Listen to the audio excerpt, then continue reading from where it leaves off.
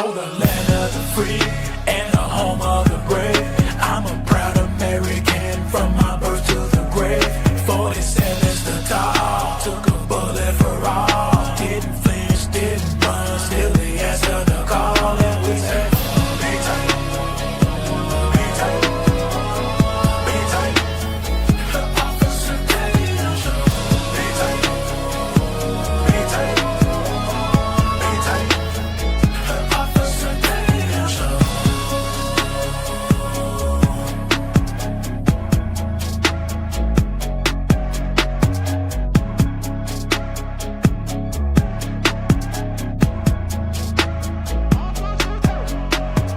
Oh, the land of the free and the home of the brave. I'm a proud American from my birth to the grave.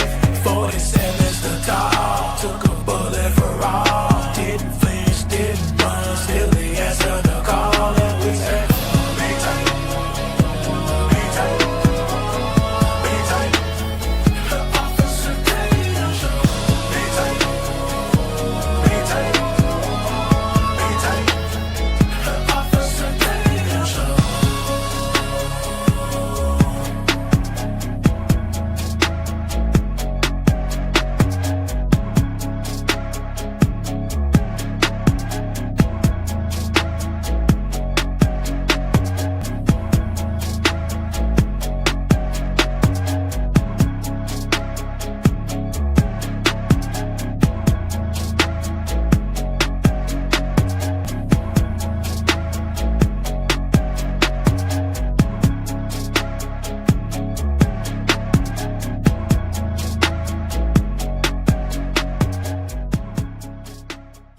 If you don't believe that we are in a fight today, you're sleeping under a rock. If you get hit and you lay down and you cry and you fold up in the corner, definitely you will not win the fight. We show up to win. Our culture needs a lot of you young people in here to step up and stand out. There is nothing or no principality, power, division, devil can stop us when we're united. They can only get you when you're divided. When I see the American flag, I see us progressing to something that can be awesome and great. And if you don't plan on winning then, you might as well go on the day.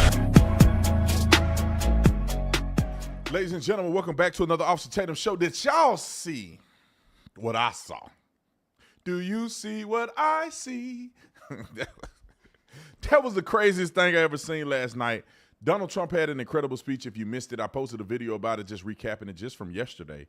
But Donald Trump had a lot of incredible things to say. I think the highlight of the night was the unifying message. The only people that couldn't be unified on that message are dumb, ridiculous, half-wit, your wife got a boyfriend type people that hate America to start with, and they don't care what Donald Trump do. If Trump's name on it, they hate it. He could cure cancer. They hate it. If Donald Trump if Jesus were to come back to earth and he had a conversation with Donald Trump, they'll walk away from Jesus. That's how silly these people are. But I love his message of building the economy, standing up for American values. The tariffs, I think, is a good strategy, and we're going to see where they go. And also, I'm going to interview one of my really good friends, Mark Matson, here in a minute, about 15 minutes into the interview, because he's probably the best person that I know that can talk about what Donald Trump is doing in the economy. So I'm going to bring Mark Matson from Matson Money in a second. But Donald Trump's message of unity and common sense was just so refreshing. It's so good to hear a person say there's only two genders. Officially. You can do whatever you want to do, but officially there's only two. And the funny thing is, you can't transition to nothing else but two genders, right? I ain't never seen a trans non-binary or something. They're a trans woman and trans man. That's two genders. And then let me tell you how silly these people are. So if you are gay, man with a man, woman with a woman, lesbian, that's only two genders. Then if you bisexual, you bi, that's two genders. You trans man, trans woman, that's two genders. I mean, y'all whole LGBTQ is two genders. But then when Donald Trump said, or one of us said, they have a cow, the fact that the Democrats did not stand multiple times where any rational person that ever want to win an election again would have stand or would have stood. It's asinine to me. Do we have the clip of when Democrats didn't stand? Are we working on it right now? Okay. We'll get that to you because I want y'all to see and don't think Brandon Tatum just made it up out the top of his head. But until we get that clip, I want to talk about a kid before I bring in Mark Matson. I want to talk about the young man, DJ Daniel. The young man who beat cancer. I believe he beat cancer. I don't know if he still have it. But I know that he at least beat the first phase of it because he was diagnosed with it, and they said he only had a couple months to live. That was years ago. That's how good God is. They said he had 5 months years ago. This the young man with his father at the speech, at the presidential address, the joint session, and it warmed my heart. You know, as a former cop, you know, I got a lot of love for that uniform. And so the young man is an honorary police officer, and then this night they made him an honorary Secret Service member. And guess who didn't clap, didn't cheer, or nothing? Guess who? Them Democrats wrote a film. And tonight, DJ, we're going to do you the biggest honor of them all. I am asking our new Secret Service Director, Sean Curran, to officially make you an agent of the United States Secret Service. Look at his face. He's like, what? How is this not a celebratory moment? How?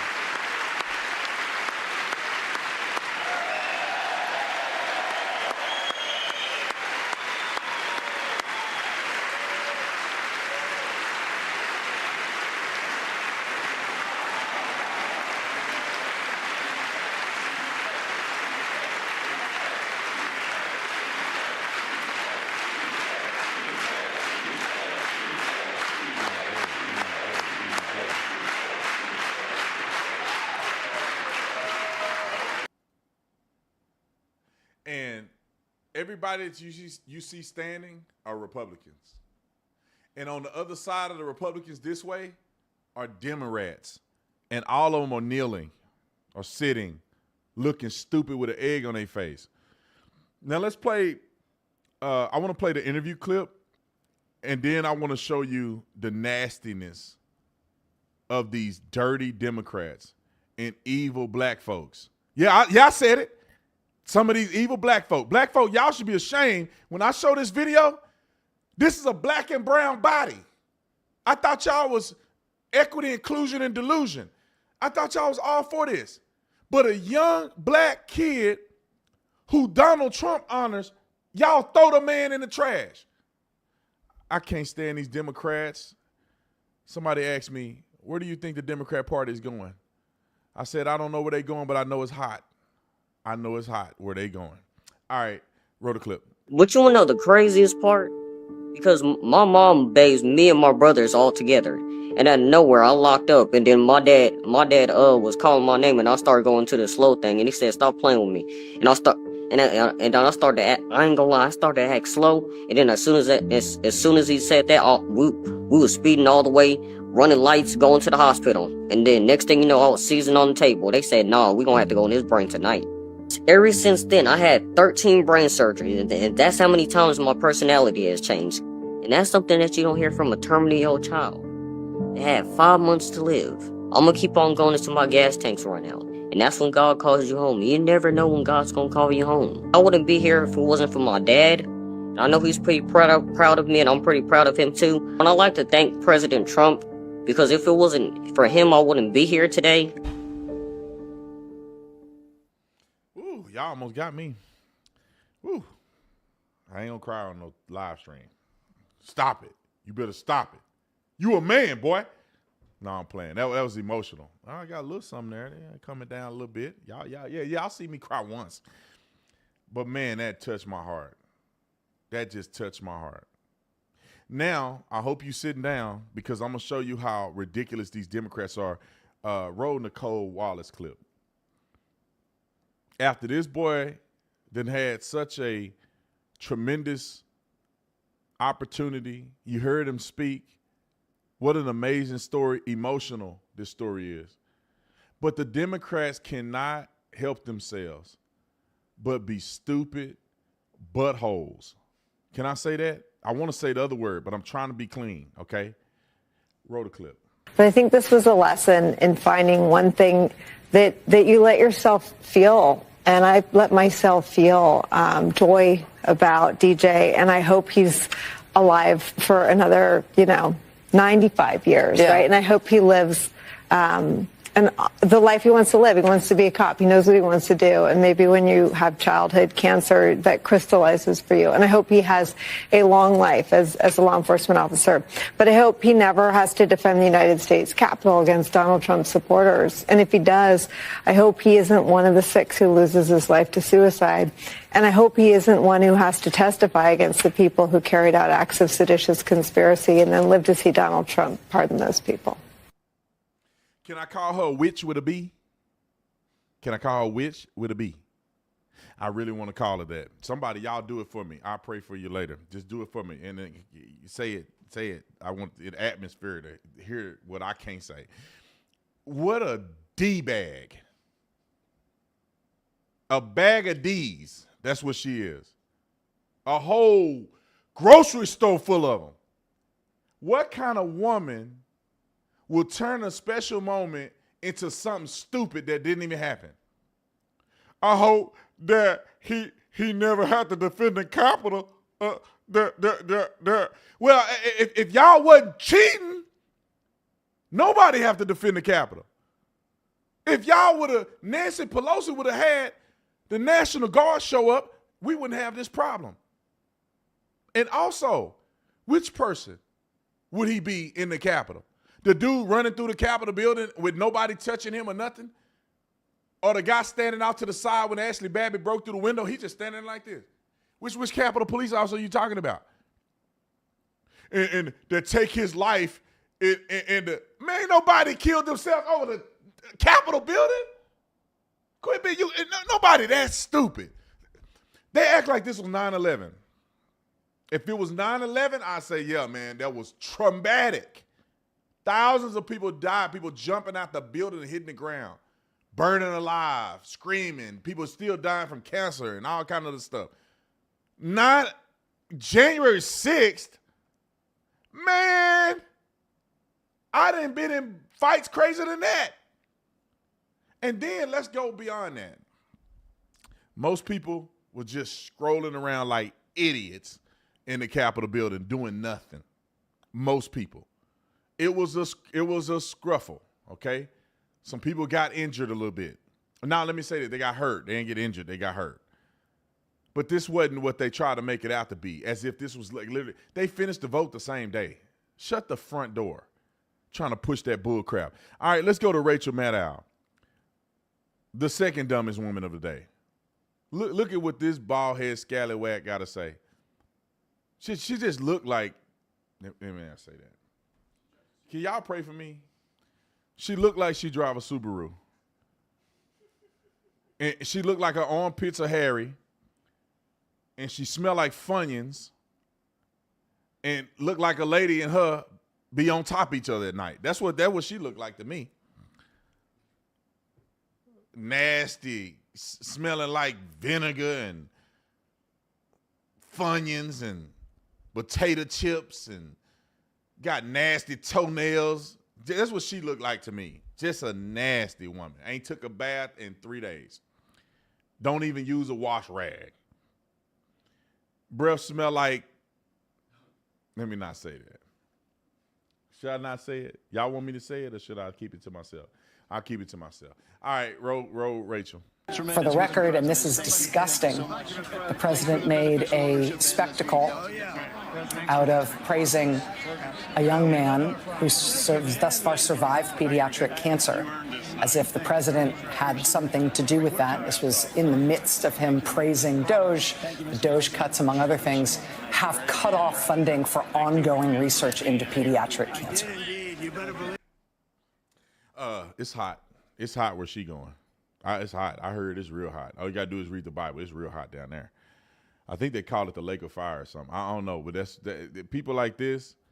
I would always wonder. Y'all hear me talk about this all the time. I always wonder why would God send people to a burning place in eternity? That's very cruel to do. And then I see people like Rachel Maddow and that Nicole idiot and these Democrats, and I'm like, oh, it makes sense to me. You got to be a wicked, evil, nasty person to get on television that you know are broadcasted to innocent people who are listening to you for impartial information, and you sit there with your lying, nasty self, and you just make up a story because you hate this man. And you don't care what it does to the people, you don't care what it does to the country, but your hatred towards a man for no good reason, it's all made up. Can we all get on the same page? It's made up. You would never find a clip of Rachel Maddow saying nothing bad about Donald Trump before he ran as a Republican. You will never find a clip of any Democrat saying anything about Donald Trump because he gave money to Hillary Clinton. He helped them in their campaign. Nobody ever said nothing bad about him. Nobody ever really accused him of nothing serious. None of this even existed. Back when the Central Park 5 thing happened, they were defending Donald Trump. All the rappers were up on his armpit in these pictures. Everybody wanted to be like Trump. They rap about it and they talk about it and they want to be in Mar-a-Lago. They stayed at the Trump Hotel. They did all this sugar honey iced tea. And then all of a sudden he's a politician and now they think he's Hitler. Y'all, we not stupid. We see what y'all doing. Where am I at on time? Okay. I'm going to get Mark in. One more clip and then I'm going to get Mark in. I think we got enough time. I want to play this clip of this is an old clip, but this is what the dirty, dusty, fish oil smelling people of the melanin, what they did to this young man. And I don't want nobody to ever forget this. When they start talking about black people and how white people doing black people like this and you know, white supremacy and everything, you got a young black kid. You could clearly tell he had brain surgery and stuff, right? You see his head, you tell that something has gone on with him. He's got a uniform on. And instead of the people of the melanin supporting their own, they treating him the worst I've ever seen anybody treat a black person. You will never in your life, and I'll put my life on it, you will never see a kid like this in the street and white people treating him bad. You will never see white people do a black kid like this, ever. You will never see it. I ain't gonna say it never happened, but in my lifetime, you will never see nothing on television like this. But every day, you will find a video like this of black people doing their own people bad. Roll the clip.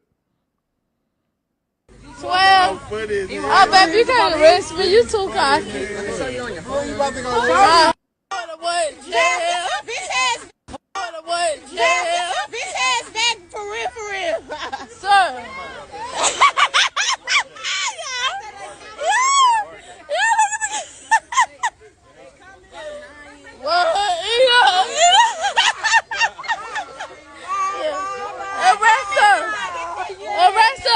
Arrest her.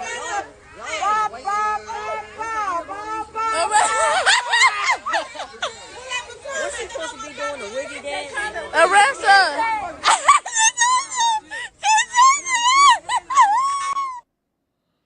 That's why your dad ain't around. Anyway, let me go to Mark Matson, one of my really good friends, very successful patriot that love America, that love freedom, and love capitalism. I want to bring Mark in so we could talk a little bit about this and give some insight on the economy and what his perception is when it comes to Donald Trump's tariffs, and also just as a decent human being, right? I would love to hear what Mark has to say about this, because this was the craziest thing ever. So help me welcome to the show, Mark Matson from Matson Money. Great to be with you. Good workout this morning too, by the way, putting the ball at weight. So I know you got your T-Force. I'm a supporter of that. So. Oh, I appreciate it, man. I appreciate it. I'm gonna pull my butt muscle earlier, man. I had to slow down a little bit. But Mark, man, I wanna hear your thoughts on this. I know you watched the speech, and obviously for many reasons, right? It has a lot to do with what you do and how the market is reacting and stuff like that. And so I'm sure you're privy to all of that. And so what was your thought, just as a man, just as an American, just as a person who loved freedom, what was your thoughts on that speech that Donald Trump gave? Well, I've never been so proud of our country and so disgusted by the Democrat Party. you know, Donald Trump was amazing in this speech. I think it's the best speech he's ever done. He was amazingly upbeat. He is the great showman, but he also has a soft side, a tender side, and he also has a funny side, a humorous side. And I thought he brought that all to bear on very serious issues. I mean, he literally set a pathway for prosperity. He said renewing the American dream. I wrote a whole book on the American dream. And I can tell you that the Republicans understand, Donald Trump understands the American dream. It's based on freedom. It's based on self-responsibility. It's based on the refusal to be a victim. It's based on merit. It's based on creating value for other people. And he touched on all of that. And from the economy's perspective, you know, he said, number one, we need to keep our tax breaks that we had, continue those. For sure. Number two, he talked about no tax on Social Security, no tax on tips. And he also talked about the ability to write off the interest on your car if it's an American-made car. So I think he, and also no tax on Social Security, to say that already. And I thought it was very, very upbeat, very positive, very good for America. But what disgusted me, and you hit on this, is that the Democrats couldn't stand for one single good thing. They didn't stand for peace. They didn't applaud for peace. They didn't applaud for getting murderers and rapists and terrorists out of our country. They didn't applaud for the poor women that stood up whose children were killed and tortured under a bridge. They didn't stand up for DJ, and they didn't stand up for the young man. I thought one of the greatest moments was where the young man going into West Point and got a high five from DJ. That was so good, you know. And I'm probably a bigger wimp than you are. I was crying last night. I had to wipe my eyes. I'm like, this is absolutely believable. But the hate and the venom and the animus of watching those people on the other side of the aisle, the lack of respect. They are doubling down on you named it.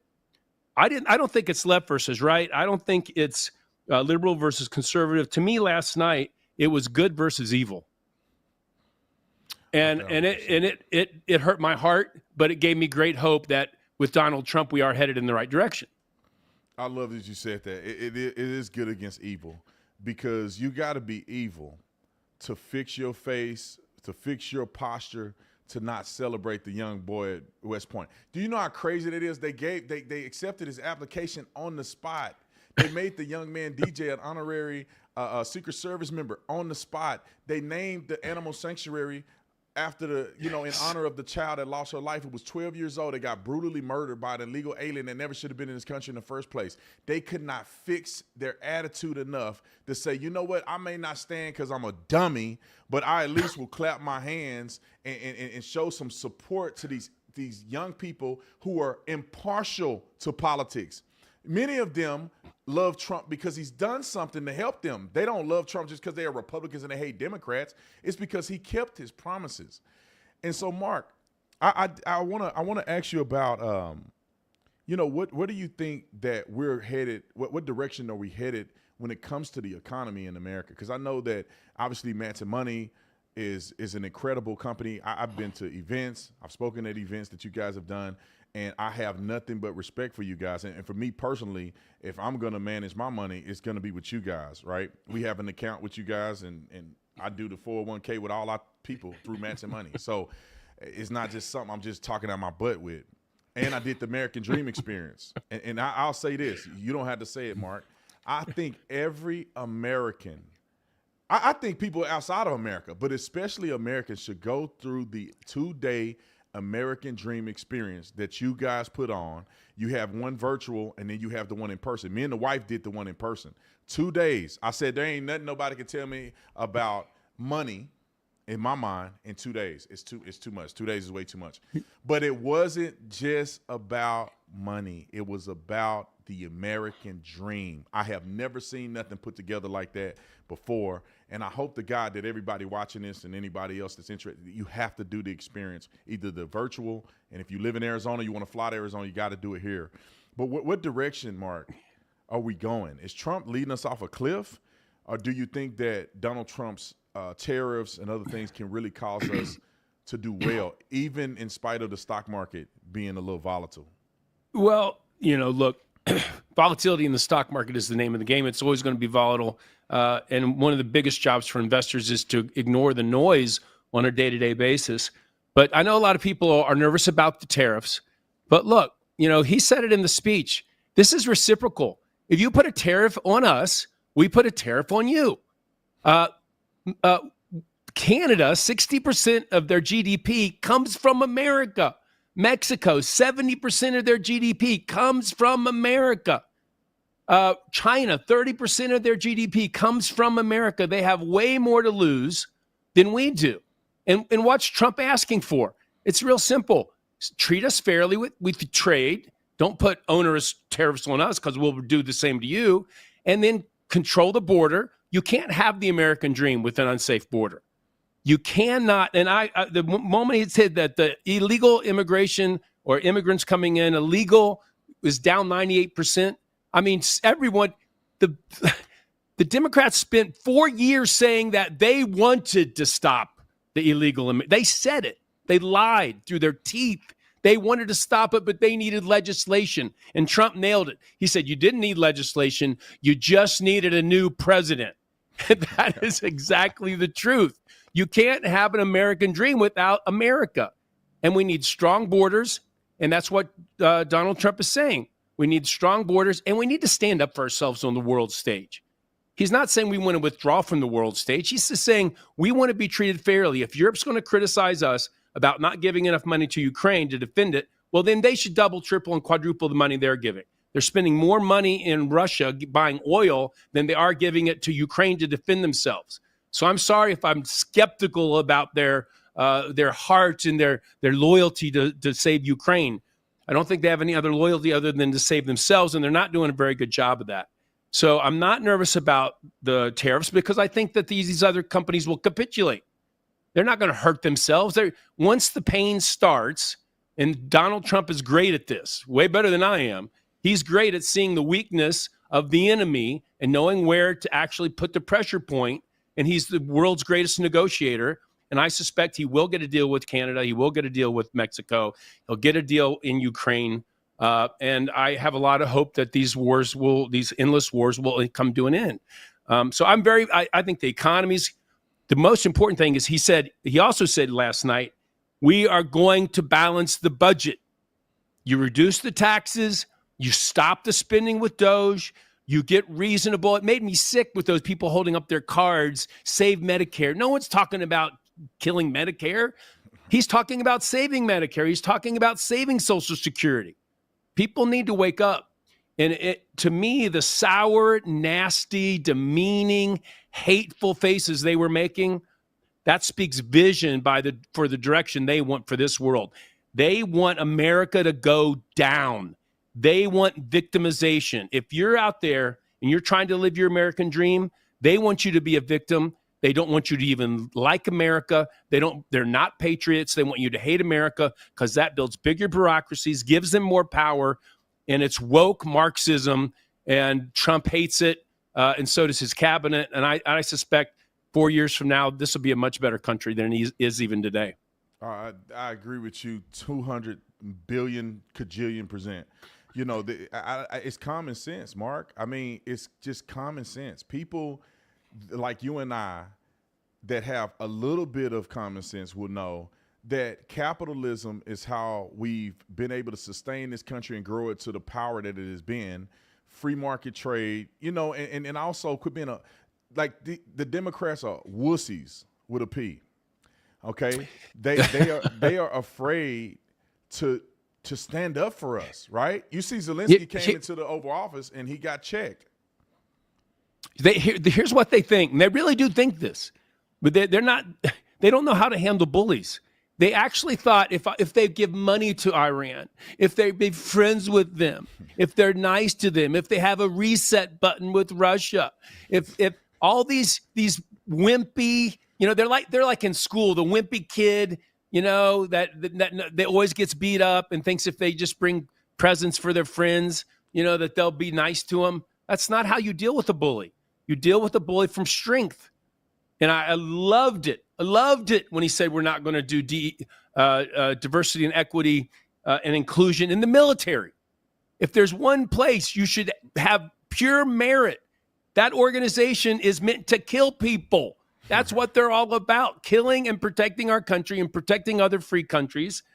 And you don't hire someone, whether it's a man that wears a dress or the color of their skin or what they like to do in their bedroom. You hire the very best people you can get.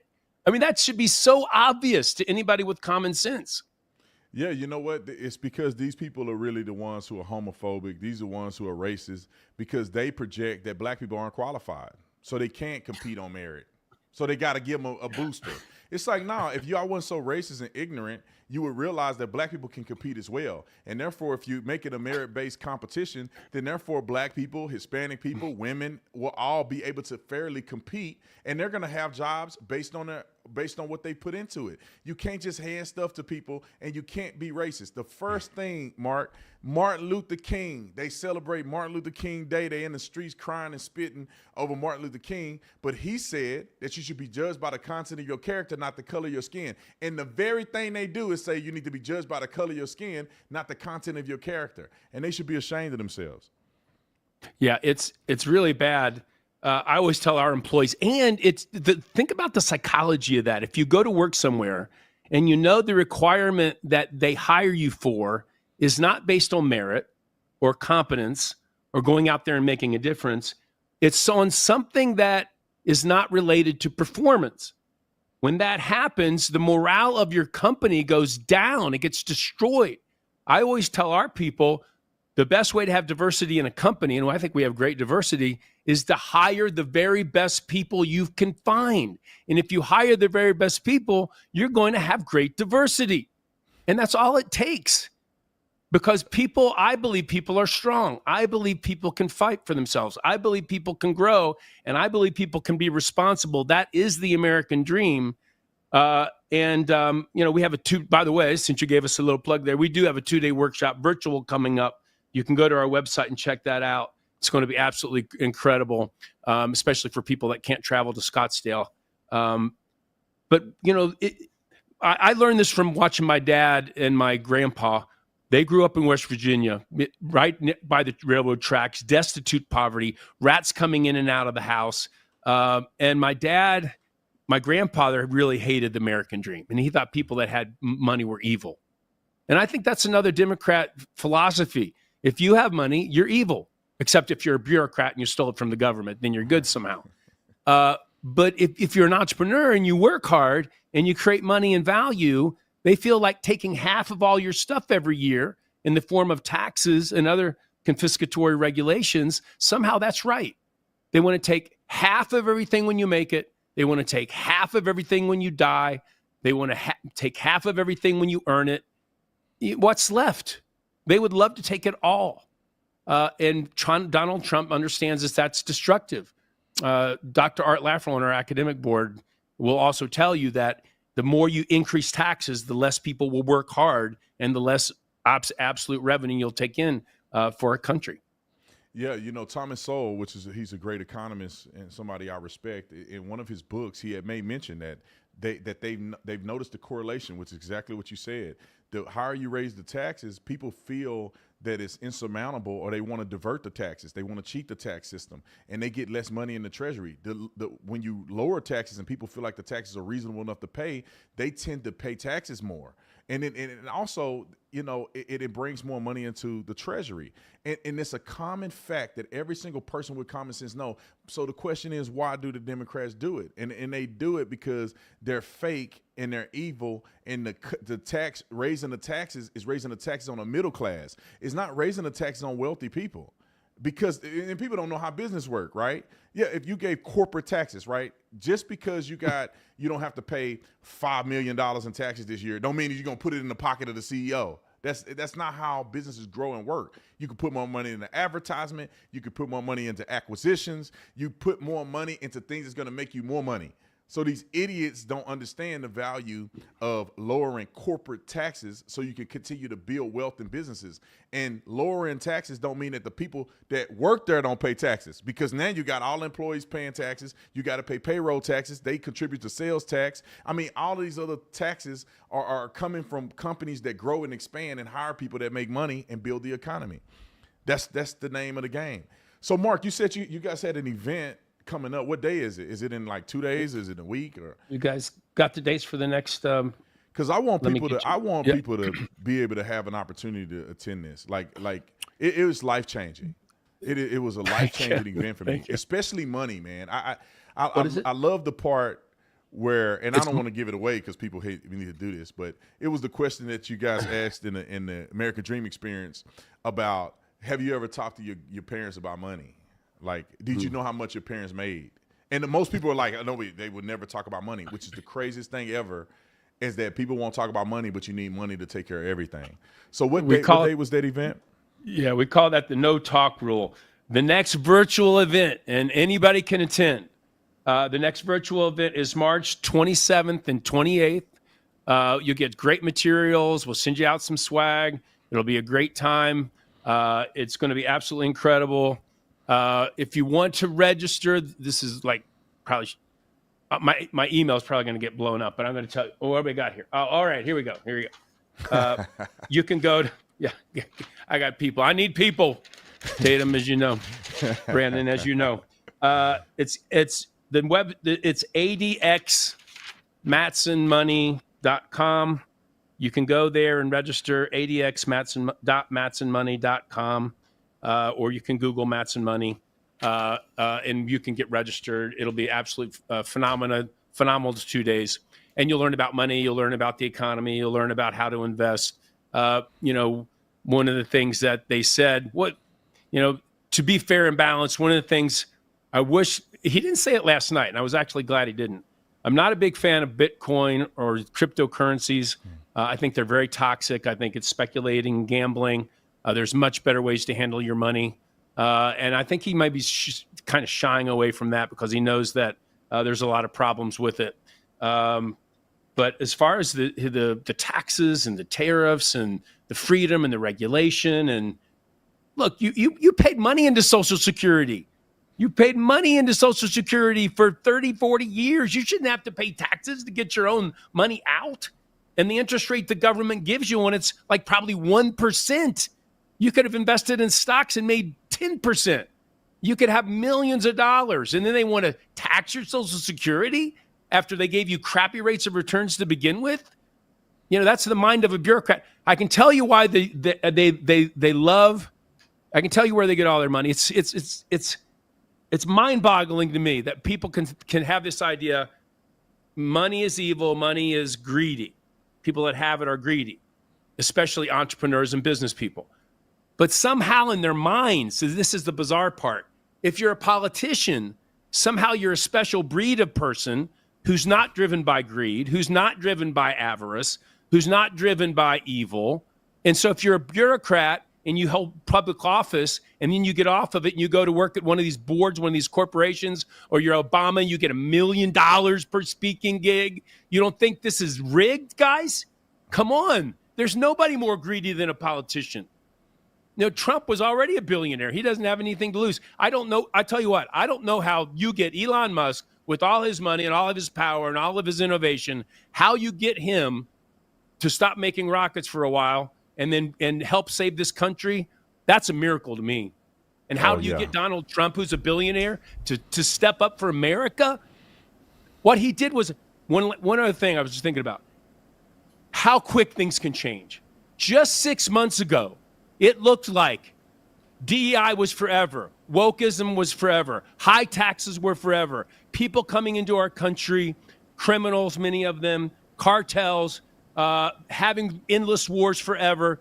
It looked like this was our natural state of things for the next 20 years as one Democrat president after another came in. And just like that, I couldn't even believe it on the night that he won. It was like some kind of miracle.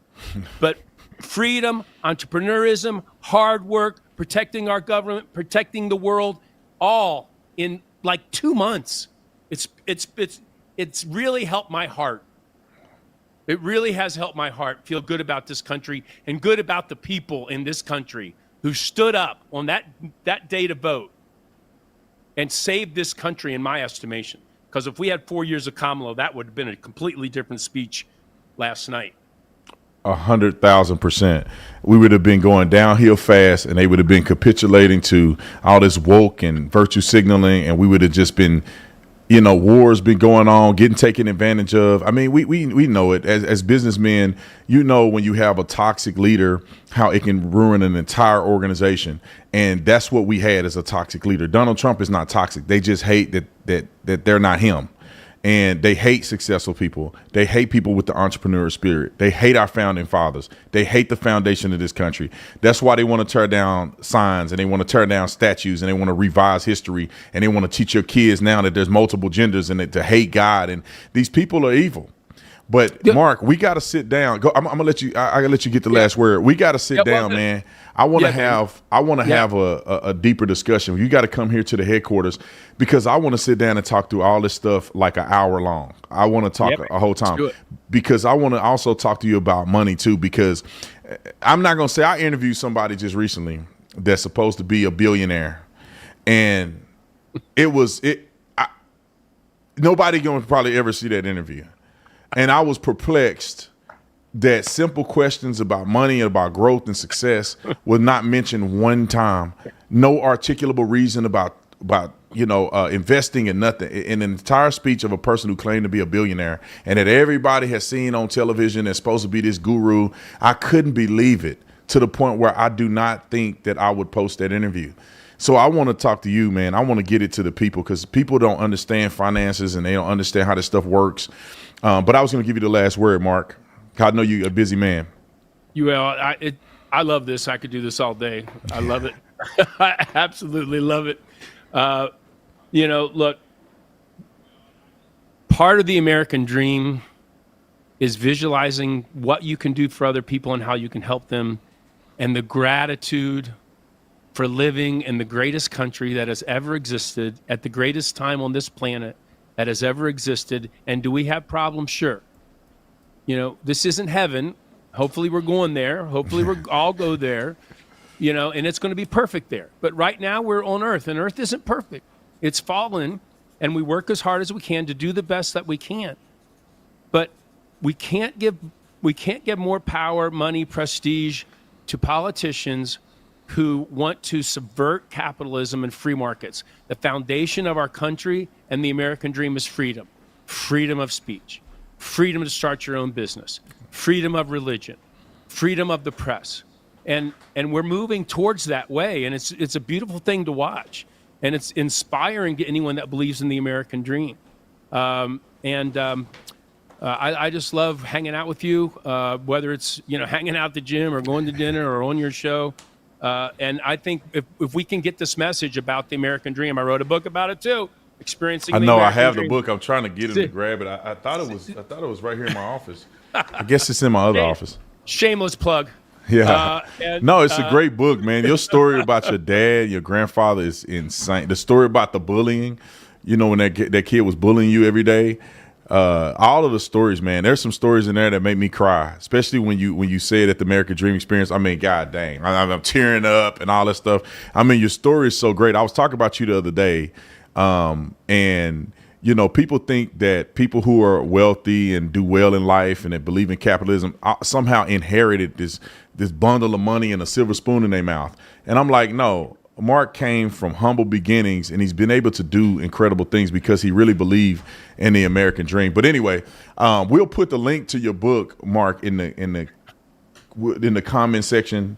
I think we'll make this as on independent video and put it out there, and also we'll put a link to the American Dream Experience because everybody needs to experience that. Now, how can they go follow you on social media and stuff to keep up with what you're doing? Yeah, well, I have Instagram, the Mark Matson, Facebook. Also, they're getting me into TikTok. So there you go. I'm a little late. I'm slow on the adaptation on that. But here's one last thing I'd like to say to everybody. We need more patriots like you, Brandon. We need more people that are willing to fight for this country and fight for what's right. And I know you got banned on Instagram for a while. I don't know if it was shadow ban or an outright ban. It was shadow ban for sure. And you kept fighting and you kept telling the truth. I'm so proud of you. I'm so proud to be your friend. And I hope you get 10 million followers because you deserve it. You're a great American. I'm proud to be your friend. Oh, Mark, you don't get me all teary-eyed on here, man. No, likewise, man. You're an incredible leader, incredible example, man. And one day I'm gonna be like you. But I got your book. See, I told him I got your book. I got your book right here. So y'all go get it, Nick. Let's put the links in there to the event and to the book. Mark, love you, man. Hopefully we can do dinner soon. And I'll see you around, man. Thanks for coming on. Do it.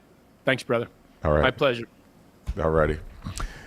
All right, ladies and gentlemen, Mark Matson from Matson Money, man, an incredible guy. I know him personally. He's an incredible guy, man. It inspired me so much. I mean, I went to one of his events in Orlando, Florida.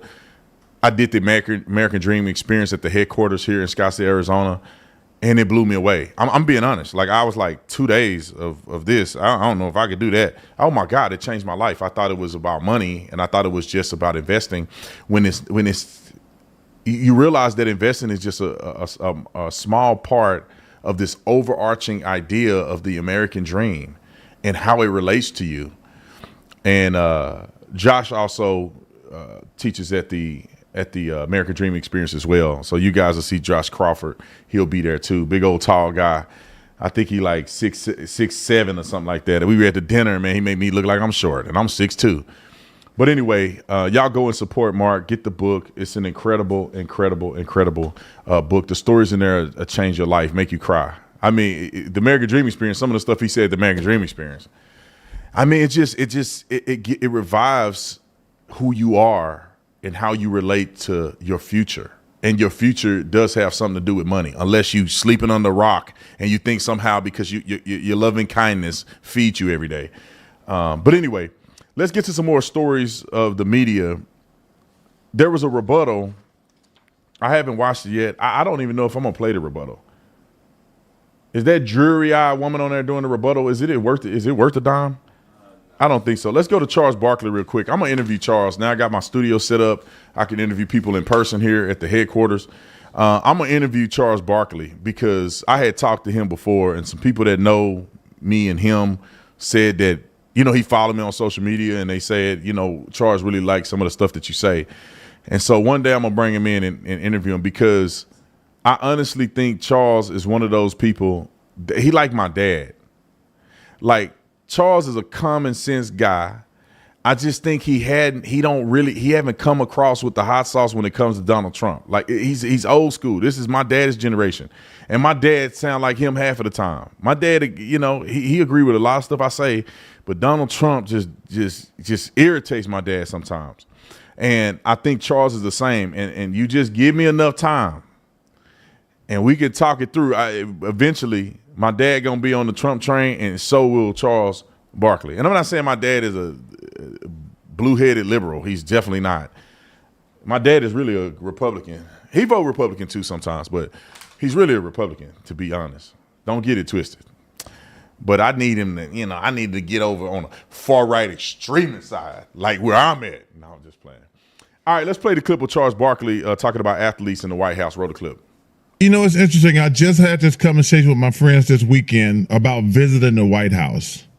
Because the thing came out first of all, they said the Eagles were not going to the White House. That's how the conversation started. I said, I hate that. And then they came back and said, no, we would definitely go. And I says, yo, man, I don't care who the president is. He's the president of the United States. It's bothered me the last 10 years. They're like, well, I'm not going because this certain person's president. I was like, dude, it's the president of the United States. Even though I disagree with President Trump on some things, if I met him, I would still give him the respect and dignity he deserved. Like I say, yo, we can disagree, but it bothers me when these teams don't want to go to the White House. I'm just disappointed, and he touched on it a little bit, why we got so divided. What did we get to as a country? We like, well, we're not going to the White House. We don't like who's in there. That's just stupid, in my opinion. And also, it's is kind of short-sighted. I don't care who's in office. It's an honor, because I've been to the White House several times, and it is an honor to be in the White House. Yeah, when you understand the history and legacy of what this country has gone through and what predecessors were, I mean, you know, I would say predecessors, but the people who came before the presidents that we know of in our lifetime, the things that they had to endure and go through and the challenges that they faced to make this country where it's at today. It's an honor to be in the halls of the White House and in the halls of Congress. Like, I went to the Capitol building and it's an honor. I went into the place where they did the joint speech. That is an honor to be step foot in that building. And what really bothered me the most is how honorable it is to be a senator of the United States of America, to be a House of Representative in the United States Congress, in order to be a part of the White House. The government system is an honor. And these dimwits have watered it down and bastardized what it's all about. Now it's trendy to be a senator. Now it's trendy to be a House of Representatives. I'm cool. I'm making music. I'm making songs. I'm diss tracking people. I'm talking stupid. I don't even dress up for the occasion. It bothers me when I look at all the men who served, and I look at the long history of America, and that building been here for a long time. All of the things that they went through, the vision that they had, that they never saw come to fruition. But they believed in it enough to give these ungrateful B words. It's without a daddy. Okay, you know what word that is if you don't have a daddy. Giving these people a chance to live free, and they don't even take it for what it is. I feel honored to be in the White House. Even if Obama was there, I may not like that guy, but I tell you what, I wouldn't disrespect Obama when he was in office. I do not like any of these Democrats, but if that man was somewhere, if he presented himself to me, I would at least shake his hand and call him Mr. President. But I say, Mr. President, you trash. But you will get the Mr. President from me. I'm not going to disrespect you, but I say, Mr. President, you the worst president in American history, but you are still the president. Now, I think Biden cheated, you know what I'm saying? So that kind of bothered me a little bit. But outside of that, Obama won 2 terms and didn't do a sugar honey iced tea for this country in a positive way. And it's good to see that Donald Trump is in there, somebody with some competence. All right, let's go to Crockett. This dumb hoochie mama is the most ghetto. Somebody messaged me and go, what are you talking about, bro? She got a degree. She started her own law firm. That's even more embarrassing. You went to college and you can take the hood rat out of the hood, but you can't take the hood out of that hood rat. For some reason, somebody elected this hood rat to be in office, and she ghetto as a mud. I'm from Texas. Y'all can tell my accent. I grew up in and around the hood my whole youth. I was jumped in a gang. My cousin jumped me in a 5 Deuce Hoover Crip. That's how we used to throw our gang signs up. We were stupid as a mud. My mama caught us with them flags, and we were crying. She threw them us right in the trash. Well, you ain't gonna be gangbanging in my house. 5 Deuce Hoover Crip. Got in trouble. Went to juvenile for like 6 hours. And my dad showed up like he was the Grim Reaper. We went to jail. We were like, we ain't telling daddy. My cousin them, we gonna call their parents. I saw my daddy was like seeing Jesus. I was shocked. I wasn't prepared. He came through there. I said, oh, my daddy finna kill us. And he said he was gonna kill us. He in front of all them cops. My dad we were in the holding cell, me and my brother, and you know, they got one doorknob, so you can't get out. They got you sitting in there. My daddy came in there. He said, I'm going to kill him. I'm going to kill him. We said, hey, leave us in here. I don't care. Leave us in here for the next year because my dad got to calm down before we go home. And thank God he didn't kill us like he probably wanted to. And my dad was a firefighter at the time, well known. And we up in the juvenile thing, smoking weed. But anyway, I've been around the block. I know what it is. And even I am a grown man. I would never disrespect the office by being a ghetto thug bird like this lunatic. Now look at her try to do a music video. Roll the clip. Oh, no. It's a cultural divide. I'm going to get it on the flow. You really about to do it? 40 acres in the mule. This is bigger than the music. You really about to do it? Yeah, they tried to rig the game, but you can't fake influence. Hold on. I got to break it up. I don't want them copyright me. Yo, should be doing your job. You should be figuring out why we blowing money in the government like they at a strip club in Las Vegas. Or like they some weirdo buying prostitutes, just blowing money. Or gambling at the casino, blowing your money. Or gambling in the stock market. They were doing day trading like I was doing, blowing my money. Anyway, you should be doing your job, Hoochie. But instead you're doing this, roll the clip. Hey, I'm tripping, I'm sliding, I'm riding through the back like buck. Mustard on a beat, bro, deep boat, any rap, he a freak though, man down, call like Amber Lambs, tell him breathe, let them boys to the cross, they walk around like G's. What's up with these? So, hold on, before we get to her calling, saying something super crazy about, no, let's play the clip of her talking about Trump and Putin, roll the clip. Well, thank you for making the back of my head famous, but second of all, if we could do a sequel, if you could tell Donald Trump anything tonight, what would you tell him? I would tell him to grow a spine and stop being Putin's hoe. Is that how you feel? With that raccoon on your head? These women, black people, I love, black people are the greatest and the worst people at the same time. Some of the greatest people I know, some of the most talented people I know, some of the smartest people I know are black people. Charismatic. When they come in the room, you feel the presence of a black man. But also the dumbest people. This raccoon head will sit here and talk like I'm black. I'm black and I'm proud. And she got a white person hairstyle. They always talking about appropriating culture. You appropriating women. Your hair don't lay down like that. You know you got TCB and a perm in that hair and some weave game in the back. They tucked that weave under there. Somebody sold her weave in there. I put it on my life. She got a weave in.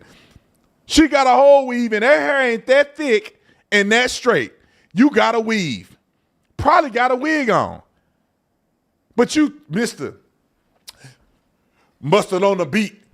Y'all got the highest rate of abortions out of anybody in the country. Y'all got the highest rate of homicides by anybody in the country. Highest rate, over half of all violent crimes by black people. Ain't got no money, no wealth. Ain't got no future in America, to be honest. Because y'all too silly where you vote one party, therefore no party needs you. So keep doing this, and them Mexicans taking your job, they taking your position in the government. You just wait. Y'all gonna vote 100% for Democrats, and the Mexicans they vote gonna count. Women voted 90+%, and Donald Trump won in a landslide. I don't know how black women think they got any power in America today. And then you ain't got no husband because you think you don't need no man. So y'all single, miserable. I'm trying to be strong and independent. Y'all suffering. And a lot of women are suffering. Y'all suffering more than every other woman. Because not only are you suffering, you silly. Because instead of you believing in the American dream, you somehow think because you black now you got a disadvantage. So now you're silly and you got the wrong mindset. You can't see it. Why can't we have black people in Congress that got common sense? People always get on me. Brandon, you don't like black people. Man, I'm tired of black people misrepresenting us. You know how silly this woman is? He's just being Putin's, don't know what. Well, you Joe Biden's, whoa. Y'all vote lockstep for them Democrats and they have done nothing for America. If you leave it up to black people, we won't have a country. I hate that that's a reality because I'm black, but I ain't here to chuck and jive for y'all. If you just let you say everybody stop voting, let's let the black people be in charge. We won't have a country. I think we won't have a country in, I don't know, 45 days. Country gone. How do you know, Brandon? Look at the black community. Like, where's the one prosperous black community in the entire country? Anywhere you go where the majority is black, it's always run down. Maybe a few places is not. Majority it's the hood. It's run down, poverty. Black folks so silly that black people spend billions of dollars on hair weave and hair products. And who's selling the products? It ain't black people. Asian people selling products to black people because they won't buy hair weave from another black person. Look, I'm the Negro snitch. I'm snitching on y'all. I'm the whistleblower. Black people get out in front of the world. This is what made me mad. Give me the big screen. People like Jasmine Crockett get out in front of the world and see white people don't live in the black neighborhood. So they get out in the world and they push this image to white people. We struggling. Y'all the reason. White supremacy. The white man. Opportunity zones. And when you black and you grow up in a black community, if you honest, you like, we ain't never thought about white people really. I ain't never seen a white person except some of these teachers at the school, except they're a cop or a crackhead. It's really us out there. You go to Stop 6. You go to Eastwood. You go to South Dallas. You go to places where black people at. It ain't nothing but black people live there. The person at the chicken shop, black, they got robbed. By who? Other black people. One of the girls of my friends, she don't like me because I married a white woman. Ain't that crazy? So she don't like me no more. She ain't my friend no more. I'm a dumb N-word because I married a white woman. But we were friends growing up. She was actually my first girlfriend, I think. And I dated her for like 24 hours, and I ain't want nothing to do. I was in 8th grade. I thought I was in love, and then we kissed one time. I was like, I don't want to do this. What am I doing? I don't want no girlfriend. So, but we were friends all that time. She got into a traffic accident. She got into an accident. I don't know how they didn't grift at this. I don't know. She married a woman at some point. They crashed the company car.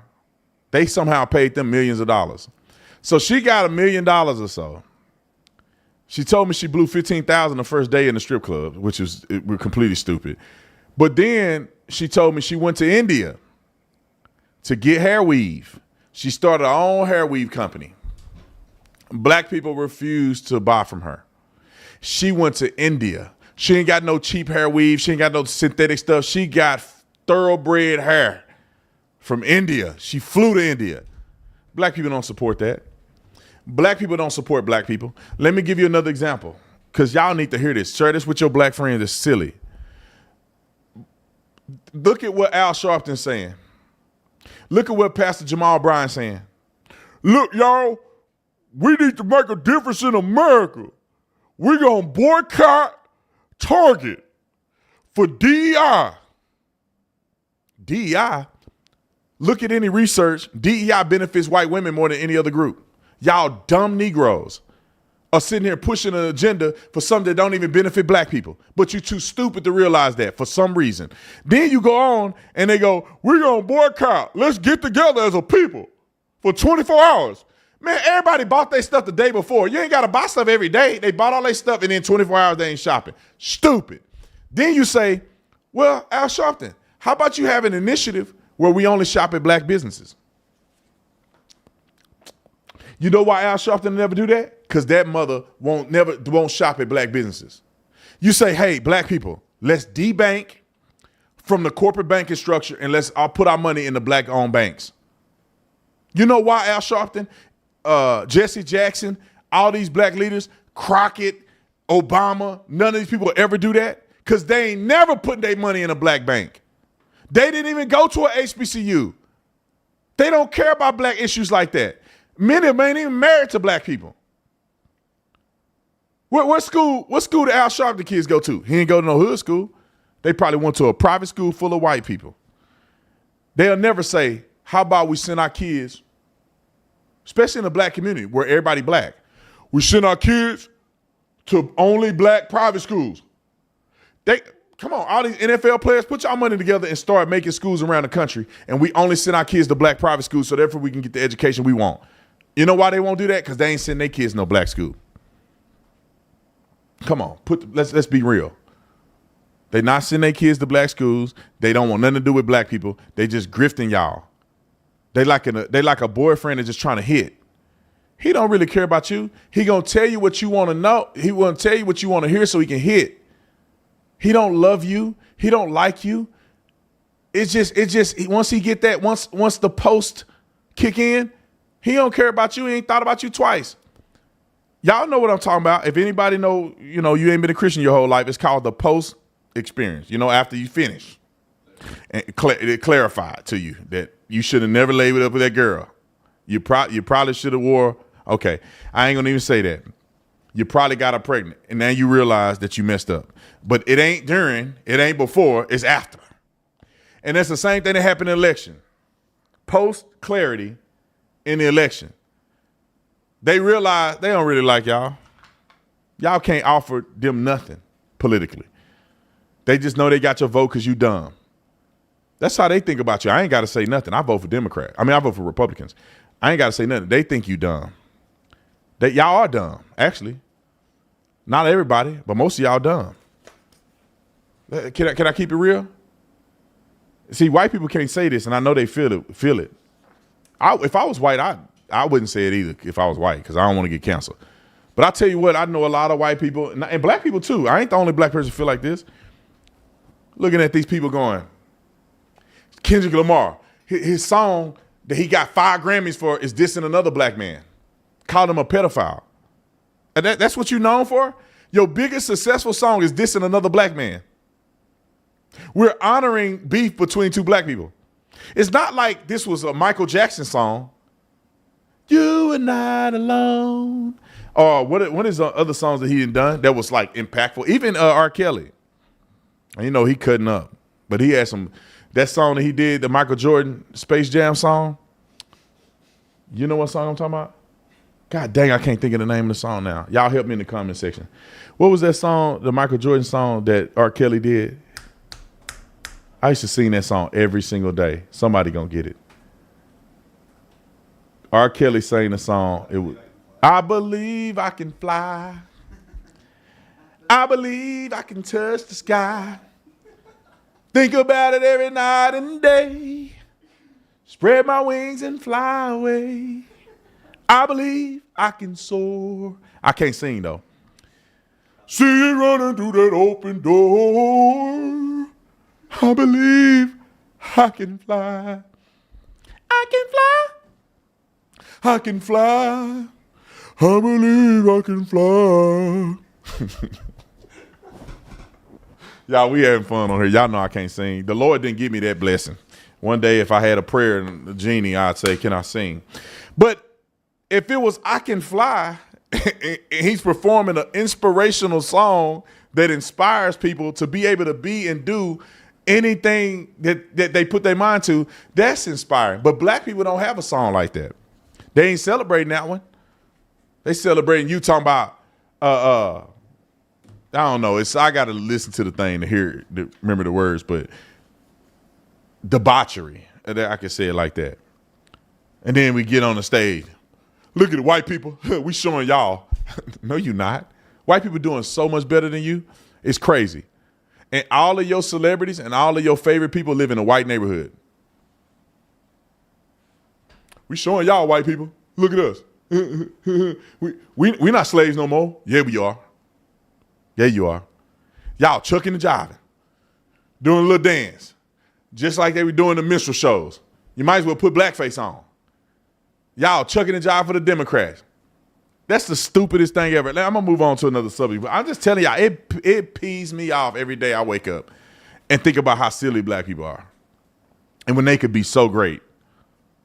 Look, we showing the white people. Man, white people over here living their life. They walking their dogs. Just walking down the street, walking their dog. They ain't got it. They look beautiful sun outside. Oh, look at the police passing by. Hey, cops, how you doing? Yeah, Johnny. Good morning. Walking their dogs, living their life. Ain't one Negro popped in their mind unless he Martin Luther King or his favorite football player. They ain't thinking about you. They enjoying their life. And I drive through my community, the gated guard shack, the guards, all of them white. I think it's a Mexican guy working there. Hey, Mr. Tatum. Hey, what's up, man? We having a good time. Going down the street. Hey. Lady right there, the older lady that walk her dog every day. Some of the people walk up with their shirt off and they living their life. What's up, man? Hey, how y'all doing? What's up? Everybody happy. They ain't worried about you. They ain't worried about me. They ain't looking at me like, look at this black dude. God, I can't stand it. They live in an alternate reality. And the reason I say this is because I used to be that black guy. That used to be like, man, them white folks, they don't never want to see a brother in a good neighborhood. And then you actually live in a good neighborhood and they treat you better than the black people do. All right, let's move on. What was the other story we want to talk about? They treat you better than black people do. White people treat black people better than black people treat black people. I put my life on it. They ask a successful black man how many black people helped him get to the top. Ask one. That's keeping it 100. Ask one. Okay. All right. Trump's approval soars after his joint address to Congress. It's a ton of clips related to this, and we're going to get to it here in a second. Let's go with which one should we go with first, Nick? It's a lot of them, bro. There's too much of them. Let's go with The View. Y'all know we love The View. Speaking of, she live around with a number of white people, just so y'all know. Every time I see a celebrity, I'm just going to remind y'all, they want nothing to do with black people. They just act like they do. She live around a number of white people. Roll the clip. You know, before we get into the Democratic response, I just want to say I really miss Congress. Remember them? Yeah. They used to make the decisions and make the laws, and now we have nothing but executive orders. Yeah.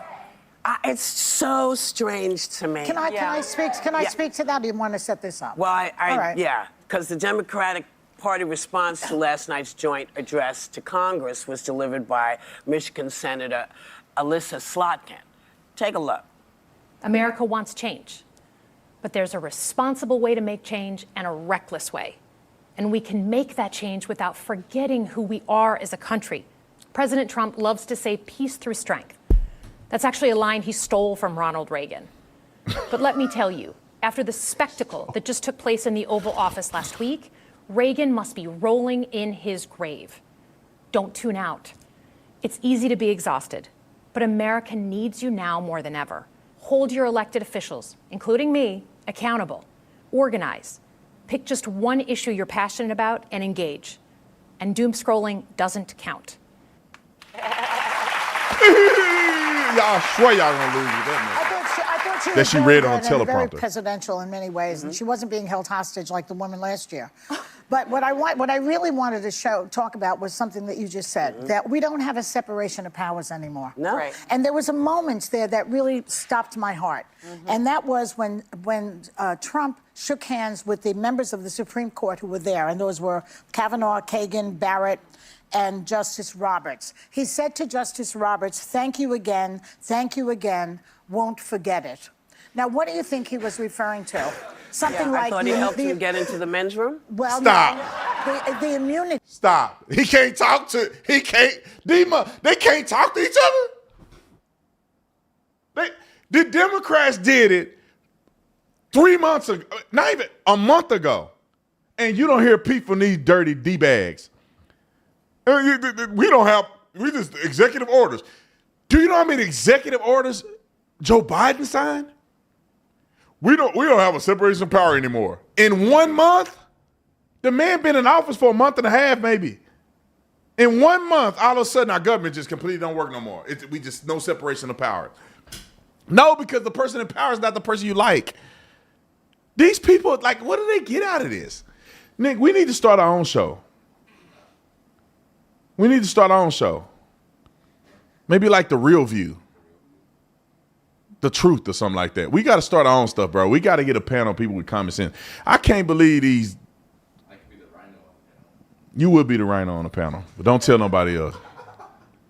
Don't get mad at Nick. He a rhino. He got burnt out. Okay, he got burnt out. He tired of the MAGA squad. I'm gonna get him back though. I'm gonna get him back. We gonna pray at the end of this live stream that Nick don't be a rhino no more.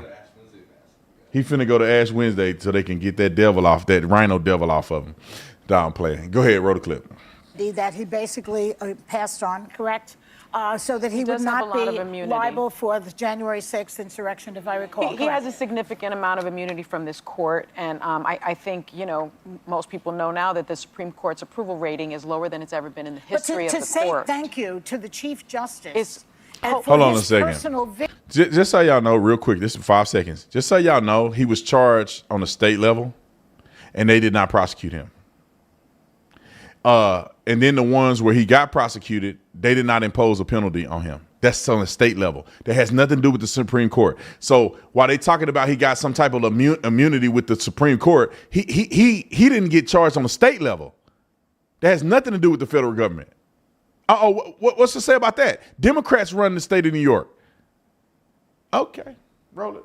Victory. It's shows wholly you there are inappropriate. no separations of powers anymore. The Congress is in the bag. Supreme Court is in the bag. I'm thinking that's what he was thinking anyway. Can I add to that? Because, while I didn't watch it, I was looking for signs of an opposition party, which is what the Democratic Party must be at this point, not a resistance, because resistance is passive.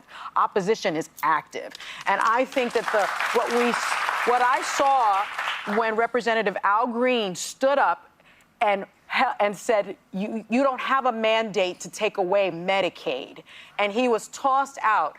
I expected the rest of his Democratic caucus, the rest of his colleagues to walk out with him. Because alone you can survive, but together you thrive. That is the energy that we need. They should have stood with him in solidarity. And we had Karine Jean-Pierre here on this show yesterday, and she said, we have to have a sense of urgency as we move forward, and we cannot do it the way we have in the past. This is not normal. It is a 5-alarm fire. And what I want to say to the Democrats is, you can't play by the rules with a party that has thrown away the rule book. That's you right. Cannot do it. Speaking of rules, hold on. I want to say it. Lord, you know my heart. Well, that's probably the bad part, because in my heart I want to say it. But can you help me change my heart? The rules of the halls of Congress, the floor, the congressional floor has rules. And the rule book articulates decorum. He violated the rules. That's why Al Green, not to be confused with the real good Al Green, but this dummy, that's why this dummy that's just pushing them, they staged this.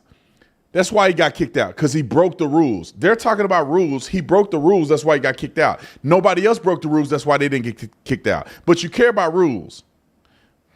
Slotkin was masterful, and I think she gave Democrats the winning message that they failed to have. But Ain't I thought nobody the antics watched on the that. floor were not helpful. I don't think that waving a cane is the optics that the Democrats want in this What moment. should they have I done? don't think holding up signs, which are now just being mocked on the internet, it's like, You who know is what? advising these people? Well, They just- here's what didn't happen. You see, last time someone did that, Marjorie Taylor Greene.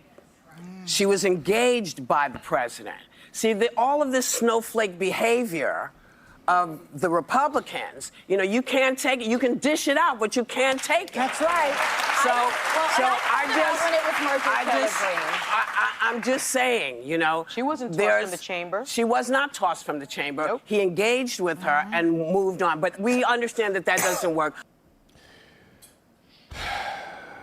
They literally interrupted Donald Trump. Y'all watched it. They literally interrupted Donald Trump and screamed over him for the first 5 minutes. They should have threw all of them out. He gave a warning and they continued. He gave another warning, they continued. Then he told Sergeant at Arms to remove him. What are y'all talking about? Marjorie Taylor Greene just yelled out Lake and Riley. That's a face. That's a nasty face. That's what she really looked like. That's what her brain looked like. All right. Let's go to the next clip. Let's see. What about Dr. Phil? Would that be a good one? Or Riley Gaines? We got too many clips, bro. This is way too many. Let's see. Let's go with Dr. Phil real quick. Which one y'all want us to go with? Dr. Phil or Riley Gaines? Chat. Dr. Phil or Riley Gaines? Which one? I'm going to let the chat make this one.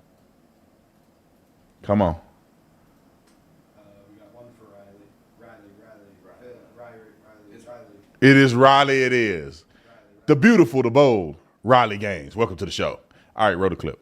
I attended President Trump's State of the Union address in Washington, D.C. tonight. Let me tell you what I saw. Better yet, let me tell you what I didn't see. I did not see Democrats stand and applaud a child with terminal brain cancer who was in the room. I did not see Democrats stand and applaud and honor the life and memory of young girls like Laken Riley or 12-year-old Jocelyn, who lost their lives to illegal gang members before their grieving parents who were in the room. I did not see Democrats stand and applaud an American who had been falsely and innocently imprisoned in Russia, who had recently been returned, who was in the room with his 95-year-old mother.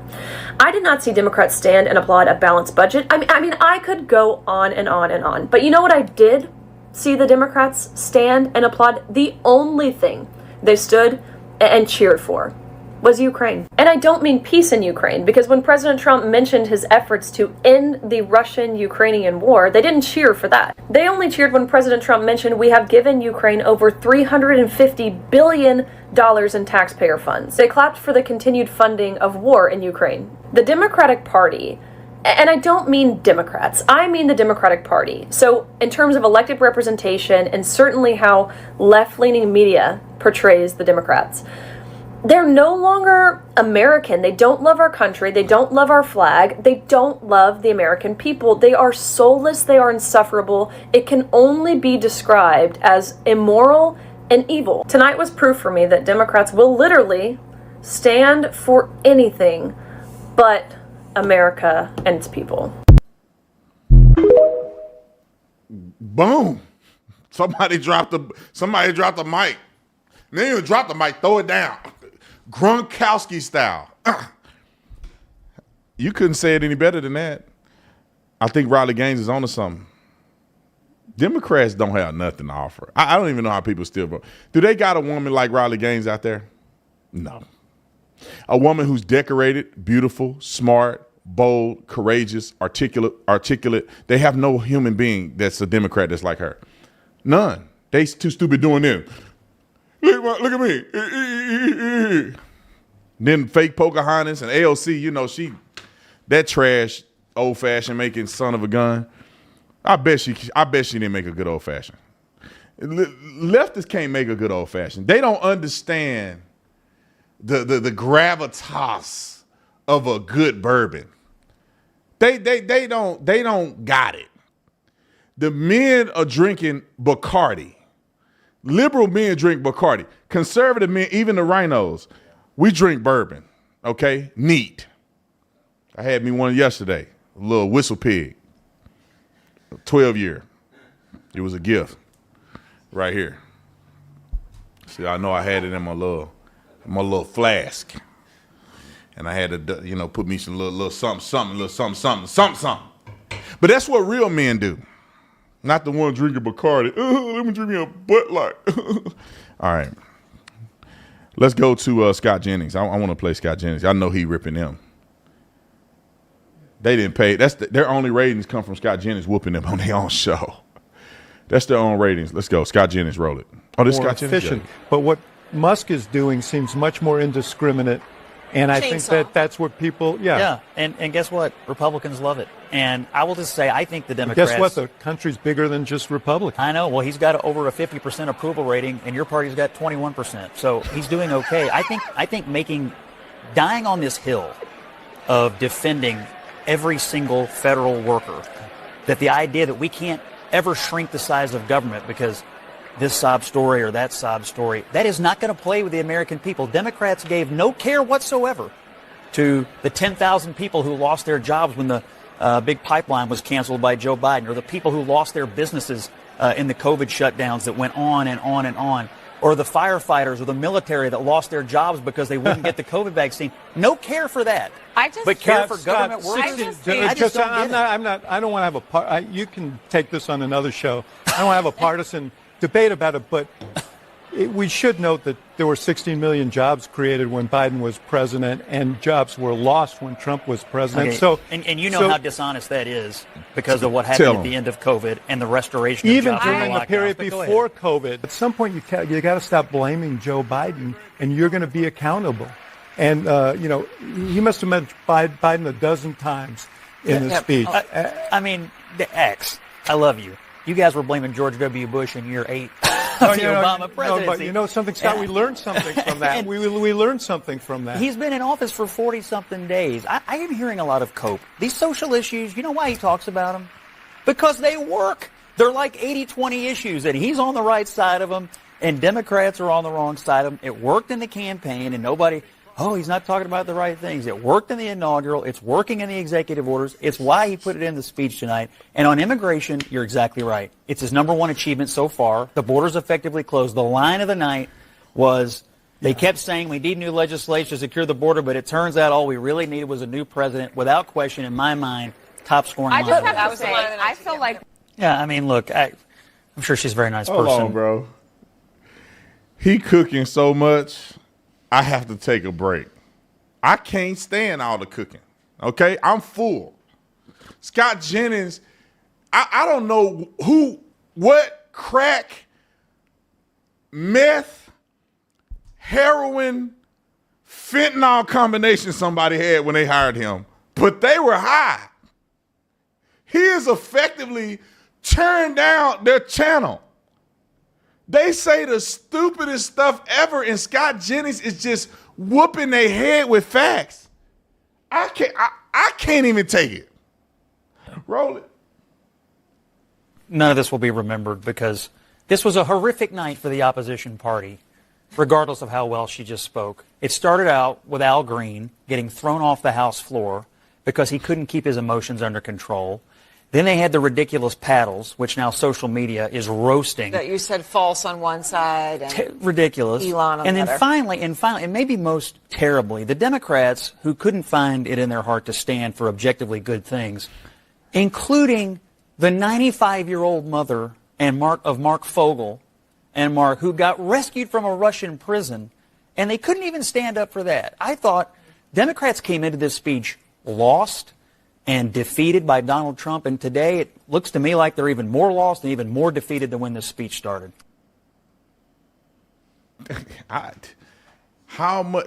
Now you got to shoot the mic to the ground. Now I can't drop it. I can't throw it down fast enough. Now I got to launch it out of a rocket. I mean what else needs to be said? They couldn't stand for the young kid that got into the armed forces. What was it? He's going to be a cadet. The West Point. He got into West Point. I almost teared up at the joy in that kid's face when they said your application is approved. I don't care what aisle you stand on. Like if Biden was up there talking and some kid got into West Point, like you can't be like, oh, that's good. Screw that guy, but that is awesome for that kid. The kid with that beat cancer, you can't get any more of a sob story than that. I wanted to cry. And they couldn't stand for the kid that had cancer. There was an honorary police officer that ended up being a Secret Service member at the ceremony. You couldn't stand for the young lady who lost her 12-year-old. Donald Trump named the animal sanctuary after a 12-year-old. You couldn't even clap. You dirty devil. I mean, the economy, the man who lost his life at the Trump rally during an assassination attempt. You couldn't stand for his beautiful children and his wife. The girl that get bopped in the head with a volleyball that suffered brain damage. What happened to you bees that love women? You got pink on, and the woman, the little girl, you can't stand up for her.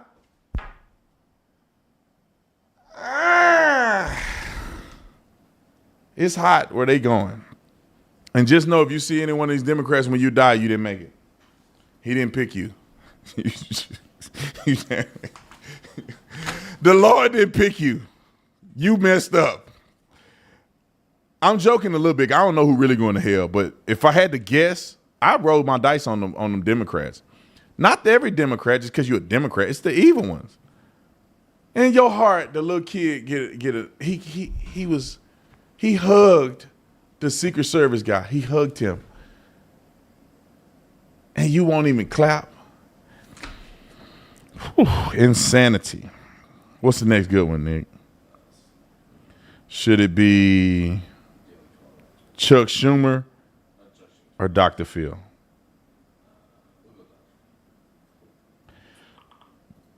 Or Charlemagne? Oh, they all good. Nick just can't stop giving me better clips. He can't give me too many clips. They're all good. Let's go to Charlemagne. Y'all know I love talking about the black people. Let's go to Charlemagne, the fraud. Only reason I call him a fraud because I promise Charlemagne ain't like this in real life. If you sit down and have a drink with him, he probably a conservative. But he got to get on here and chuck and jive for the melanin. Roll the clip. Only thing I kept thinking last night was I really don't know what Democrats do. Like, I mean, they clearly lost a long time ago back in November, but just as a party, it's like Republicans and Democrats aren't even playing the same game. They're not in the same league. Like, they aren't speaking the same language. And I don't know what Democrats can do to cut through. I mean, my other thought was a lot of them honestly shouldn't have shown up if they weren't going to be more disruptive. Like, salute to Congressman Al Green. OG got some nuts. You know what I'm saying? Meanwhile, the rest of them out there holding up signs like they had a silent auction. So I just don't know. I don't know what they do because Trump can stand up there and, you know, say whatever he wants, tell a lot of lies, but nobody cares because if you're a Democrat, you think Republicans are always lying. If you're a Republican, you think Democrats are always lying. So nobody is listening objectively. But at this point, Americans are just going to have to let things play out. But when the inevitable fumble from Republicans come, I just don't know if Democrats have the team to recover. So the team that will always win will be the team that has a game plan, regardless of how terrible that team's policies may be for the American people. I guess, was it effective? Like, everything that was done, was it effective? What, Trump last night? No, not Trump. The Democrats and everything that they did. The silent, well, not the silent auction, but holding up the signs. And, you know, like, I wonder if it was effective, you know? No. All right, well. He should have said, heck no. Of course it wasn't effective. I don't even know what they did. Do you? They had some signs up. And they stupid because the camera didn't pan to them all the time. So they just holding signs up for people in Congress to see them. I mean, when the TV panned to them, they were too busy sitting down and not celebrating all these heartwarming stories. I mean, when your daughter get murdered under a bridge and raped by 2 illegal aliens and people don't stand to show you at least the respect for your daughter's losing her life, you can't tell me that people aren't turned off by that.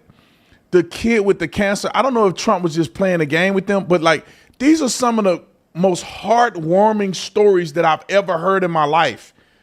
Thinking about Lake and Riley and her family, her 2 sisters are sitting there, and she got murdered. Man, they tearing up they baby sister. God dang. Man, I don't care what you think about politics. God dang, your baby girl, and they found her dead in a field. Some dude raped her. He was illegal in this country. He shouldn't even be arrested. I don't know how many times. Murdered your baby, the 12-year-old baby. I got a 14-year-old, and I got a 4-year-old. Yeah, I was tripping. I should have had them both at the same time. Now I'm starting over. But man, if something happened to my babies, I couldn't function. These are my babies. They're innocent little kids. Not only if like an accident happened, somebody raped and killed that 12-year-old little girl. That's insane. Every woman watching that, they got kids, should be like, oh my God, that's. And the Democrats won't even stand up. Think about this, what Trump did to them. This is what's so crazy about this. Is if you noticed, he touched on a lot of issues that happen to women. The mom and the 12-year-old Laken Riley and her daughter, her mom and her sisters. The young girl getting hit in the face with a volleyball. These were women. No men were involved in that. It was just women. And the party that were in pink didn't even clap for the women that was involved in this. They weren't in solidarity of women, but didn't support the women. Not even the little kids that got killed. I can't believe it. I can't believe it. Let's go to Dr. Philly. Dr. Phil, roll the clip. And if Kamala Harris had been elected president, she would have been my president. You honor the office of the president, not the person in it. And to see those people sit there and cross their arms and stick their nose up like so. Am I tripping? And them chairs huge. Dr. Phil ain't short and his legs is dangling in that chair. Anyway, this is some side note, roll the clip. Something smells bad. You know what bothers me is how that looks to the rest of the world. You're in the Capitol and the President of the United States is standing there. Respect the office of the President. I requested several times to interview President Biden, and it was turned down. I requested several times to interview Kamala Harris. It was turned down. And people that know me know, and people in the Democratic Party know, I would never disrespect someone that sits in the office of the president. I would not cross-examine them in a disrespectful way. Would I ask hard questions? Yes, I would ask questions that were respectful but substantive. I think you respect the office. You don't have to agree with everything the person says or does. And I thought it was bad form tonight to go into that hall and not respect the office of the president. What do you think that's bad form? So I do. So for example, Al Green in the beginning, it's like there was no point to that. Nobody could even hear what you're saying. It makes our side look bad. There's just no point to it. It's counterproductive, right? Now, at the same time, the president also has a responsibility to reach out to the other side. So, for example, almost everything he did was red meat, right? I'm the greatest. I'm better than George Washington. And not only that, he'd go and point to the Democrats, and they won't stand up, and they won't do this, and they won't do that. But, we've talked about things that bring us together. So earlier we talked about negotiating drug prices, right? That brings us all together, has a popularity around near 90%. Now, if he talked about that, then the Democrats, if they didn't stand up then, I would have said you lose your mind, right? But they would have stood up at that point, right? I don't know. Well, look, here's the thing. Yeah. The whole world is They didn't stand with for a Dr. Phil. 6-year-old boy that had overcome cancer for 5 months. Yeah. So 13, he'd lived 6 years instead of 5 months.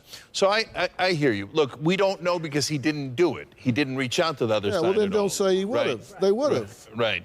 So, but it's got to go both ways. They don't stand, but he doesn't reach out. And this is the impasse that we're in. So that's why both sides are always at loggerheads. Nobody's reaching out to the other side. So look, here's another one. The Taiwanese company that's coming to build semiconductors here, $100 billion, he takes all the credit for it. In reality, they got $6.6 billion in subsidies from Biden's CHIPS Act. They got a 25% tax credit from Biden's CHIPS Act. Now, here's the thing. If he says, hey, Biden did that, but, I helped to bring them over right now by doing the tariffs, et cetera. Okay, then you've united us a little bit. You give Biden a little bit of credit. You give yourself a little bit of credit. But with Trump, it's always me, right? And so that's why I see what you're saying. I really do. No, you don't. But I'm asking you to see what I'm saying, too. That it's going Look, both Dr. ways. Phil, like... No.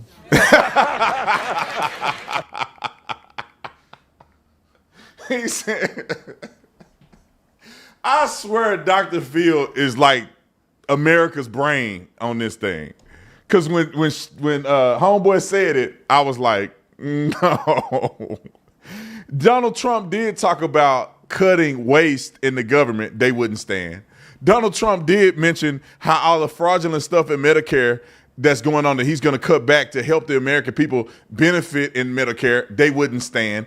Donald Trump mentioned all this crazy stuff that we're spending around the world for no reason. I think transgender frogs was one of them. How to transition a frog or something they did, or rat. What the millions? And they were mocking him when he did it. He was talking about all those people that are over 150 years old that's on the IRS, tax thing. They walking out and stuff. He said at the very beginning, no matter what I say, they ain't gonna like it anyway. All right, we got a couple more clips and then we got to bounce. MSNBC poll or ABC poll, CBS poll, or are you talking about something else? MSNBC, go to that one. Thank you, Simone. Can we talk about it? The bingo signs were killing me. I don't know who thought up the bingo signs, but they should be fired. Michael, this is an indictment, in my opinion, on the Democratic leadership. I talked to a lot of members during they was texting. The staff were on my phones and they were calling. And I think the best way to describe it is the Democratic leadership said they didn't want disruptions and they wanted people to attend and bring a guest, and they wanted, little business as usual, and we're fighting back in other ways. There is a palpable disgust, as Claire said, from not just the members, but their constituents. And it's like a pot, as someone described it to me, that's boiling, and it's about to bubble over. If you do not allow the members a space to release valve, it's going to bubble over. And the visuals are not taking back the House in 2026. Not these visuals. Where's the signs? Put the signs up, folks, please. The dry erase board with different messages. Oh my gosh, you don't think crazy. Put the paddles up, y'all. Do we have something of the paddles? But here's the thing. Here the thing about the moment for me for folks, if you really want to understand the difference between Republican control and Democratic acquiescence, it's in how two things happened in that chamber and how they were handled. When Marjorie Taylor Greene and Lauren Boebert stood up and showed their behinds on the House floor, all right, when they just act a fool, shouting and talking and being loud and disruptive, what happened? They stayed. They stayed. Democrats didn't threaten them. Democrats didn't tell them to sit your behind down and shut up. Right? Order in the House.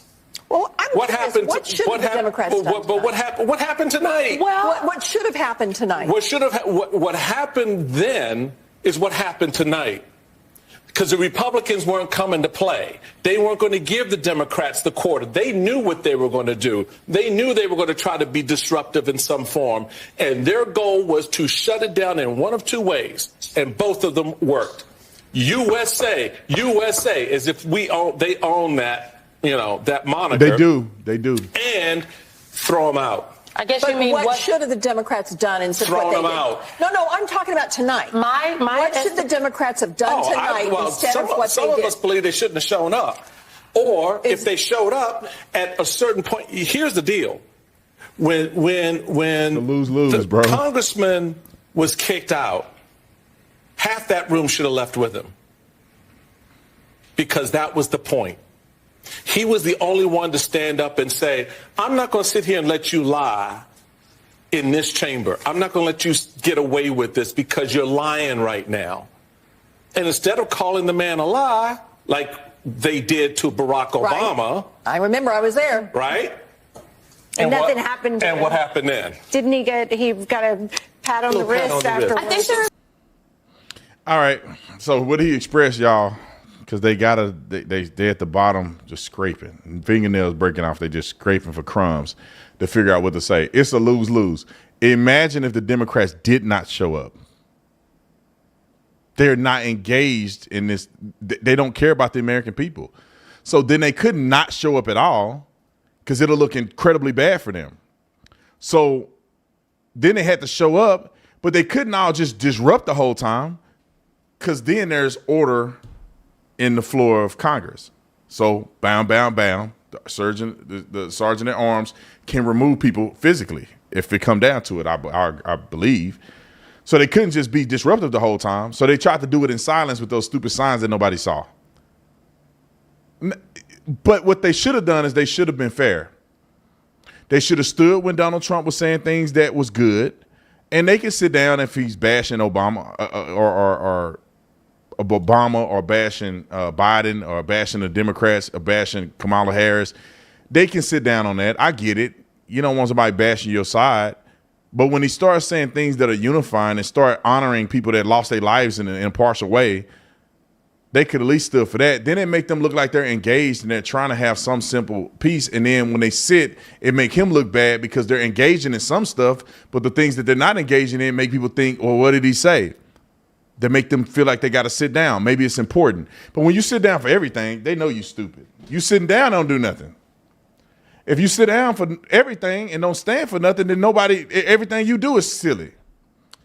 All right, we got another good one for the peepers.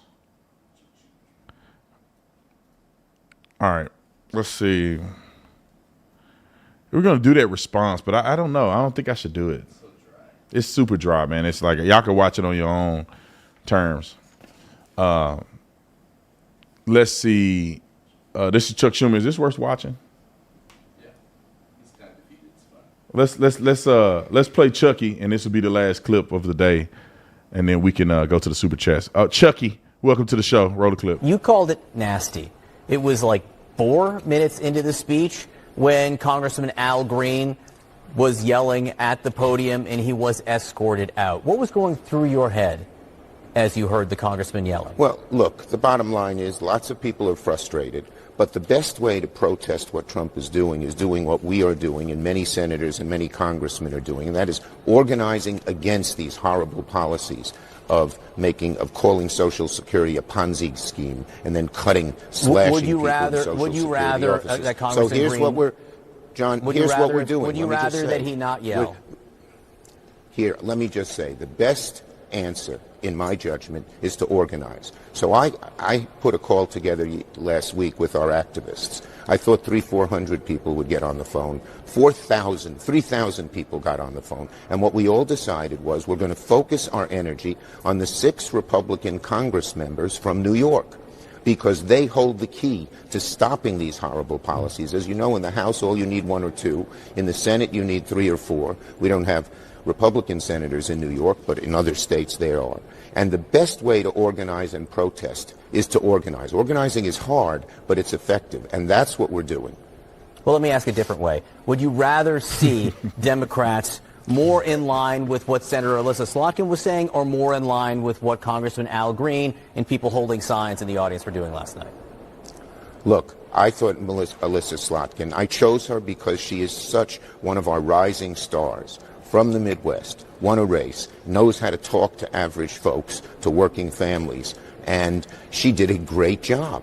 And I think, again, the American people got more truth in her 5 minutes of her speech than with all the lies, with all the misconceptions, with all the things that were departing from reality. When Donald Trump says he's the greatest president after 30 days of chaos and hurting people since George Washington, give me a break.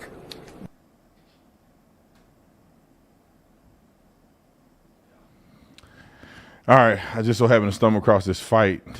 Security guard fighting on the TV was more interesting than Chuck Schumer. So anyway, these people are defeated. They should be defeated because they have no message. If I were to give advice to Democrats, and then we're going to move on to the super chats. If I were to give advice to Democrats, what I would say is stop virtue signaling and get back to reasonableness that you know is true, right?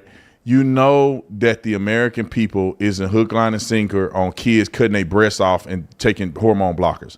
That just don't make sense in any respect. Find a happy medium where at least you can agree that they should be adults.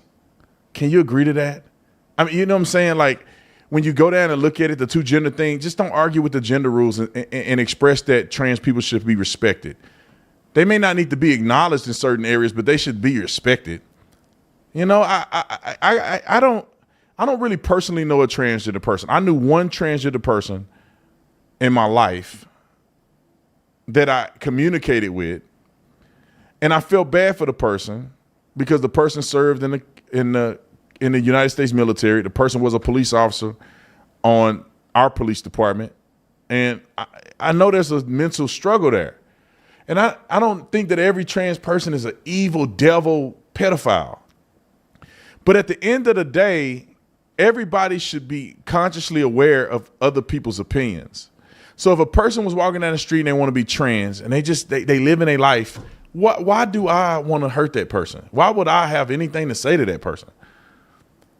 And then if you start doing stuff like going into the restroom and all this stuff with young girls in there, it's like, bro, now you doing too much. And you should be consciously aware of it. If you at a park somewhere and there's a bathroom and nobody's there and you want to go in, nobody cares. You know what I'm saying? But the problem is that y'all doing it in obvious places where it's going to be a conflict. And instead of you being reasonable and saying, you know what, people are not always okay with this, and I understand why. So let me not be intrusive in something, bringing my own baggage into this situation. Just say I was a nudist, right? I think I should be able to be naked and walk everywhere naked and do whatever I want to do. I mean, common sense says, maybe, I'm not going to walk around naked near a playground. Okay, can you just be reasonable, right? Maybe that's offensive for kids to see my genitals hanging out.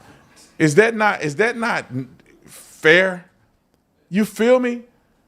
I'm good at sports. I'm lifting weights. Like I did 405 on bench the other day twice. I'll break any girl record in bench press probably. And if I thought of myself, I want to transition because I just don't feel comfortable in my body. I know I'll destroy women in sports. So I'll say, you know what? I'm gonna sit this out because I kind of got an unfair advantage. Like it's kind of cheating. I've been working out my whole life. I'm incredibly strong, and even if I lose a small percentage, I'm still stronger than almost every woman that ever lived. Can I just have enough compassion for women to say I don't want to hurt other women in the process of what I'm doing? Maybe I'm making too much sense. Okay, let's go to the super chats. Mary, thank you so much for upgrading from Tatum Squad to Tatum Force. I appreciate it. God bless you. Bree, thank you so much. Jesus is the only way, 100%. There ain't no way. Only way to the Father is through him. Raquel. Is that Raquel? Rochelle. Is it Rochelle? Could that be Raquel? No. How you spell Raquel? There's no name. No, it's people named Raquel. I don't think that's right. See, because you don't know black people, Nick. Rochelle. Okay. Rochelle. Okay, welcome to the Tatum Squad. Y'all know I can't read. Bree, welcome to the Tatum Squad. Appreciate you, Bree. Mary wrote a comment and says, y'all, I almost peed when Nancy Pelosi almost lost her teeth. She was on that thing. I thought she was crying when they put the camera on her. Like, these people so evil. If she wasn't evil, I wouldn't be making fun of her. She didn't put no glue in there, you said? I know it's that devil, because she heating up, she's starting to, melt that glue. When reduce your children in the womb as not human. I'm seeing when they reduce the children in the womb and not being a human, you become what we saw last night. They have willingly become me inhuman. Am I reading it right? No, they didn't spell that at all. Good. Willingly. That's on that. Okay. That ain't meant my reading right there. Look, okay. They have been given over to a reprobate heart, mind, and spirit. I agree. Leslie, thanks so much for the super chat. What human being wouldn't cheer for a kid with cancer wanting to be a law enforcement officer? If he transitioned, here you go. There you go, Leslie. If he transitioned, they would have cheered the roof off. You know what would have been funny if Trump would have had a transgender that detransitioned? Oh, yeah. Chloe Cole. That Chloe girl that you say? Somebody that detransitioned, they'll be really stuck in a pickle. Because they have to acknowledge the person being trans. Or just say there was a trans person that didn't agree with it. Like what if Donald Trump, this would have been juicy. What if Donald Trump would have brought that one conservative transgender person? Blair. What if Donald Trump would have brought Blair White there, a transgender person, and did something with the trans? They'd have been looking real stupid. Yeah, I remember. Yeah, Caitlyn Jenner, and well, that dude's so weird. Bruce is weird. Bruised gender is what I call him. How can those evil blanks people minimize the baby's thunder? Imagine how DJ felt knowing they didn't share his joy. Y'all, I'm from Alabama. I'd have gotten that Al Green I have gotten that Al Green treatment. Escort the F out if that were my kid. Oh, I see what you're saying. She would have got kicked out of there if they would have done that to her kid. But at least he's going to grow up and be a Republican. Because just say the kid is getting celebrated and he's watching people just not even stand up and cheer for him. It's obvious. It's crazy. When Donald Trump called Elizabeth Warren Pocahontas last night, I was dying, 100%. That was so funny. I was shocked he actually did it. And Al Green was the Django Unchained performance was just sad. Yeah, that dude thought he was really doing something. They don't mean what they do. They stupid. Alexandria, no child should be treated like that. Shake my darn head. Thank you for talking about this. Shame on the dang Democrats for not showing respect for him. I mean, I think it's just backlash. It's so egregious. I'm telling you, if Republicans didn't stand for like basic stuff like this, I'd have to get on their head. I would have to. Nene, thanks so much for joining the Tatum squad. Also, Dewan.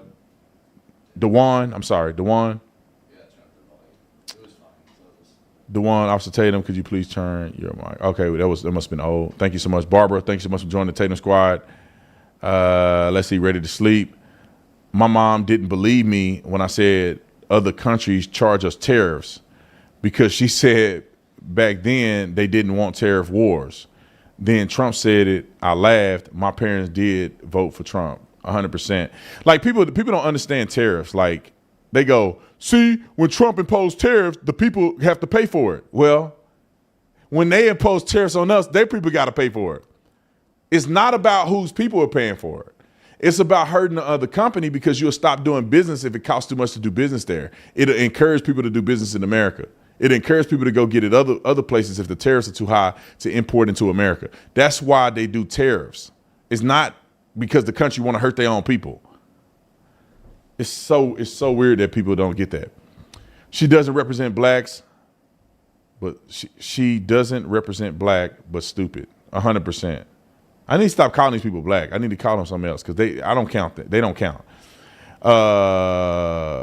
She's calling Trump spineless while doing the dirty bidding for George Soros. 100%, Mr. Joe. Thank you. Crystal, Pledge of Allegiance and prayer before speeches. I agree. Did they do the Pledge of Allegiance and prayer? They may have. I think they would do the Pledge of Allegiance during that. Okay. Checking in for the April 1st Scottsdale meet and greet. Please check your email. 3 generations of Christian conservatives. Okay. I don't know if we put it out yet, but when we do, make sure y'all go. We got an event. I believe it's April the 1st because I think I remember it because we were like, it's on April Fool's Day, not April the 2nd. So April the 1st, Scottsdale, Arizona, me, Pastor Alan Jackson are going to do a meet and greet event. And we have VIP available. And when we first, so just be ready because there's only a limited spots for VIP. And the VIP is just a group of people that want to have more of an intimate dinner. So we're going to have a dinner.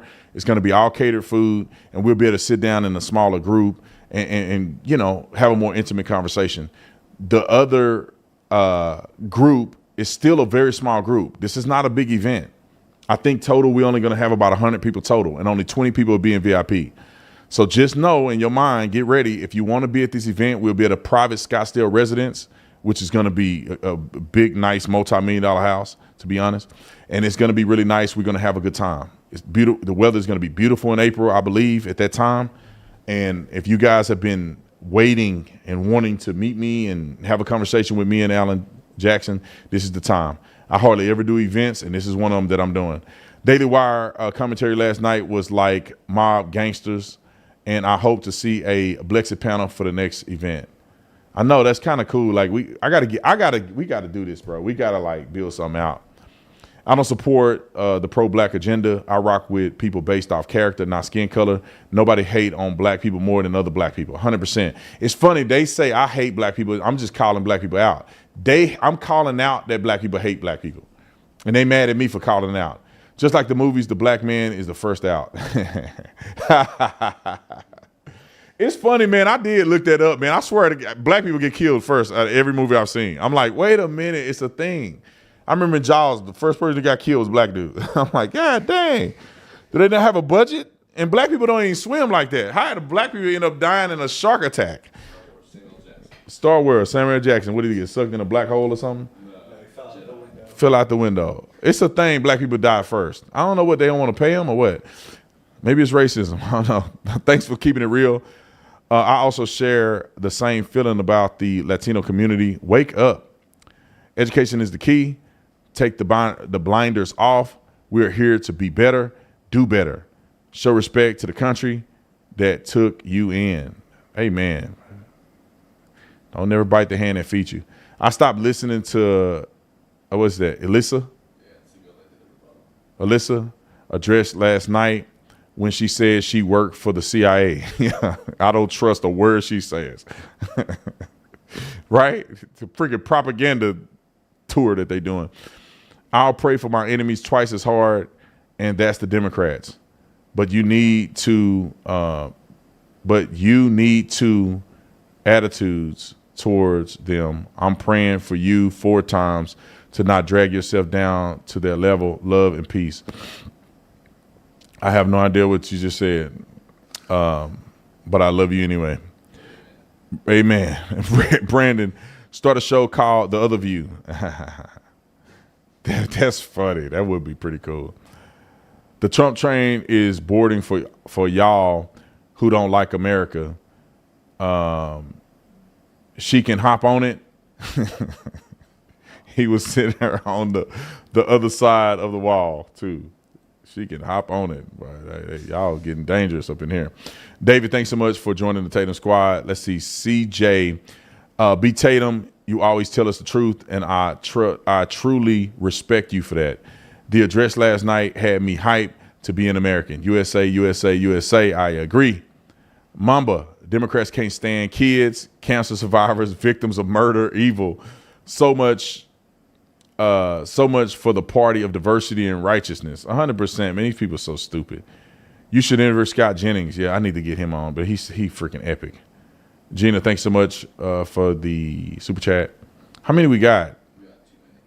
We got too many. I can't. This is the last time I'm going to be able to read all these. I'm going to have to just go for the red ones. What happened to BLM when those mentally ill Democrats can't clap for a 13-year-old black kid that has more heart than all of them combined? Ain't that crazy? They couldn't. He's a young black kid and they can't clap for him just because he's black. Can all the black people at least clap for him? Mr. Tatum, is it true that 50% Democrats were not that 50% Dems were not voted in? I don't know what that means. Charlotta, thanks so much for the super chat. As a retired cop, Tatum, what our president did with that little CIA boy and with people getting life for killing cops brought me to tears. I felt it. I know it's like, yeah, when Donald Trump came out and said people are going to get the death penalty if you kill a cop intentionally, that just made me, feel some type of way. Ready to sleep, regardless if he transitioned. I can't read that. Regardless of if he transitioned, though it was a black kid, where was the BLM support or your diversity in DEI? 100%. These people don't really care about black people. They care about Marx's agenda. All right, I love you guys. In the future, I'm going to get a microphone for you to read all of them because I can't read. He had one. I'm going to have him read the super chats. That'd be better for me, wouldn't it be? Because y'all probably suffering through me reading these super chats. But I love y'all anyway. Thank y'all for joining the Tatum Squad. If you haven't joined the Tatum Squad already, it's a good opportunity or a good way to support the channel. And also for you to get 30% off if you join Tatum Squad on Tatum store. You get 40% off if you are a Tatum Force member. Also, you get all the videos before we put them out to the public. So we'll have the videos available for all our members first. And when I start doing Q&A on a more frequent basis, at a time I could be consistent, we're going to do Q&A with the members only. So thank y'all for supporting the channel. I think the first line is like $4 a month, and the other one is $8 a month. I mean, that's literally 1 cup of coffee a month to support the channel and also to be a part of the elite squad of people who want to be more involved with stuff that we do, okay? All right. Love you guys. I'll see you on the next one. I'm out. Oh, the land of the free and the home of the brave. I'm a proud American from my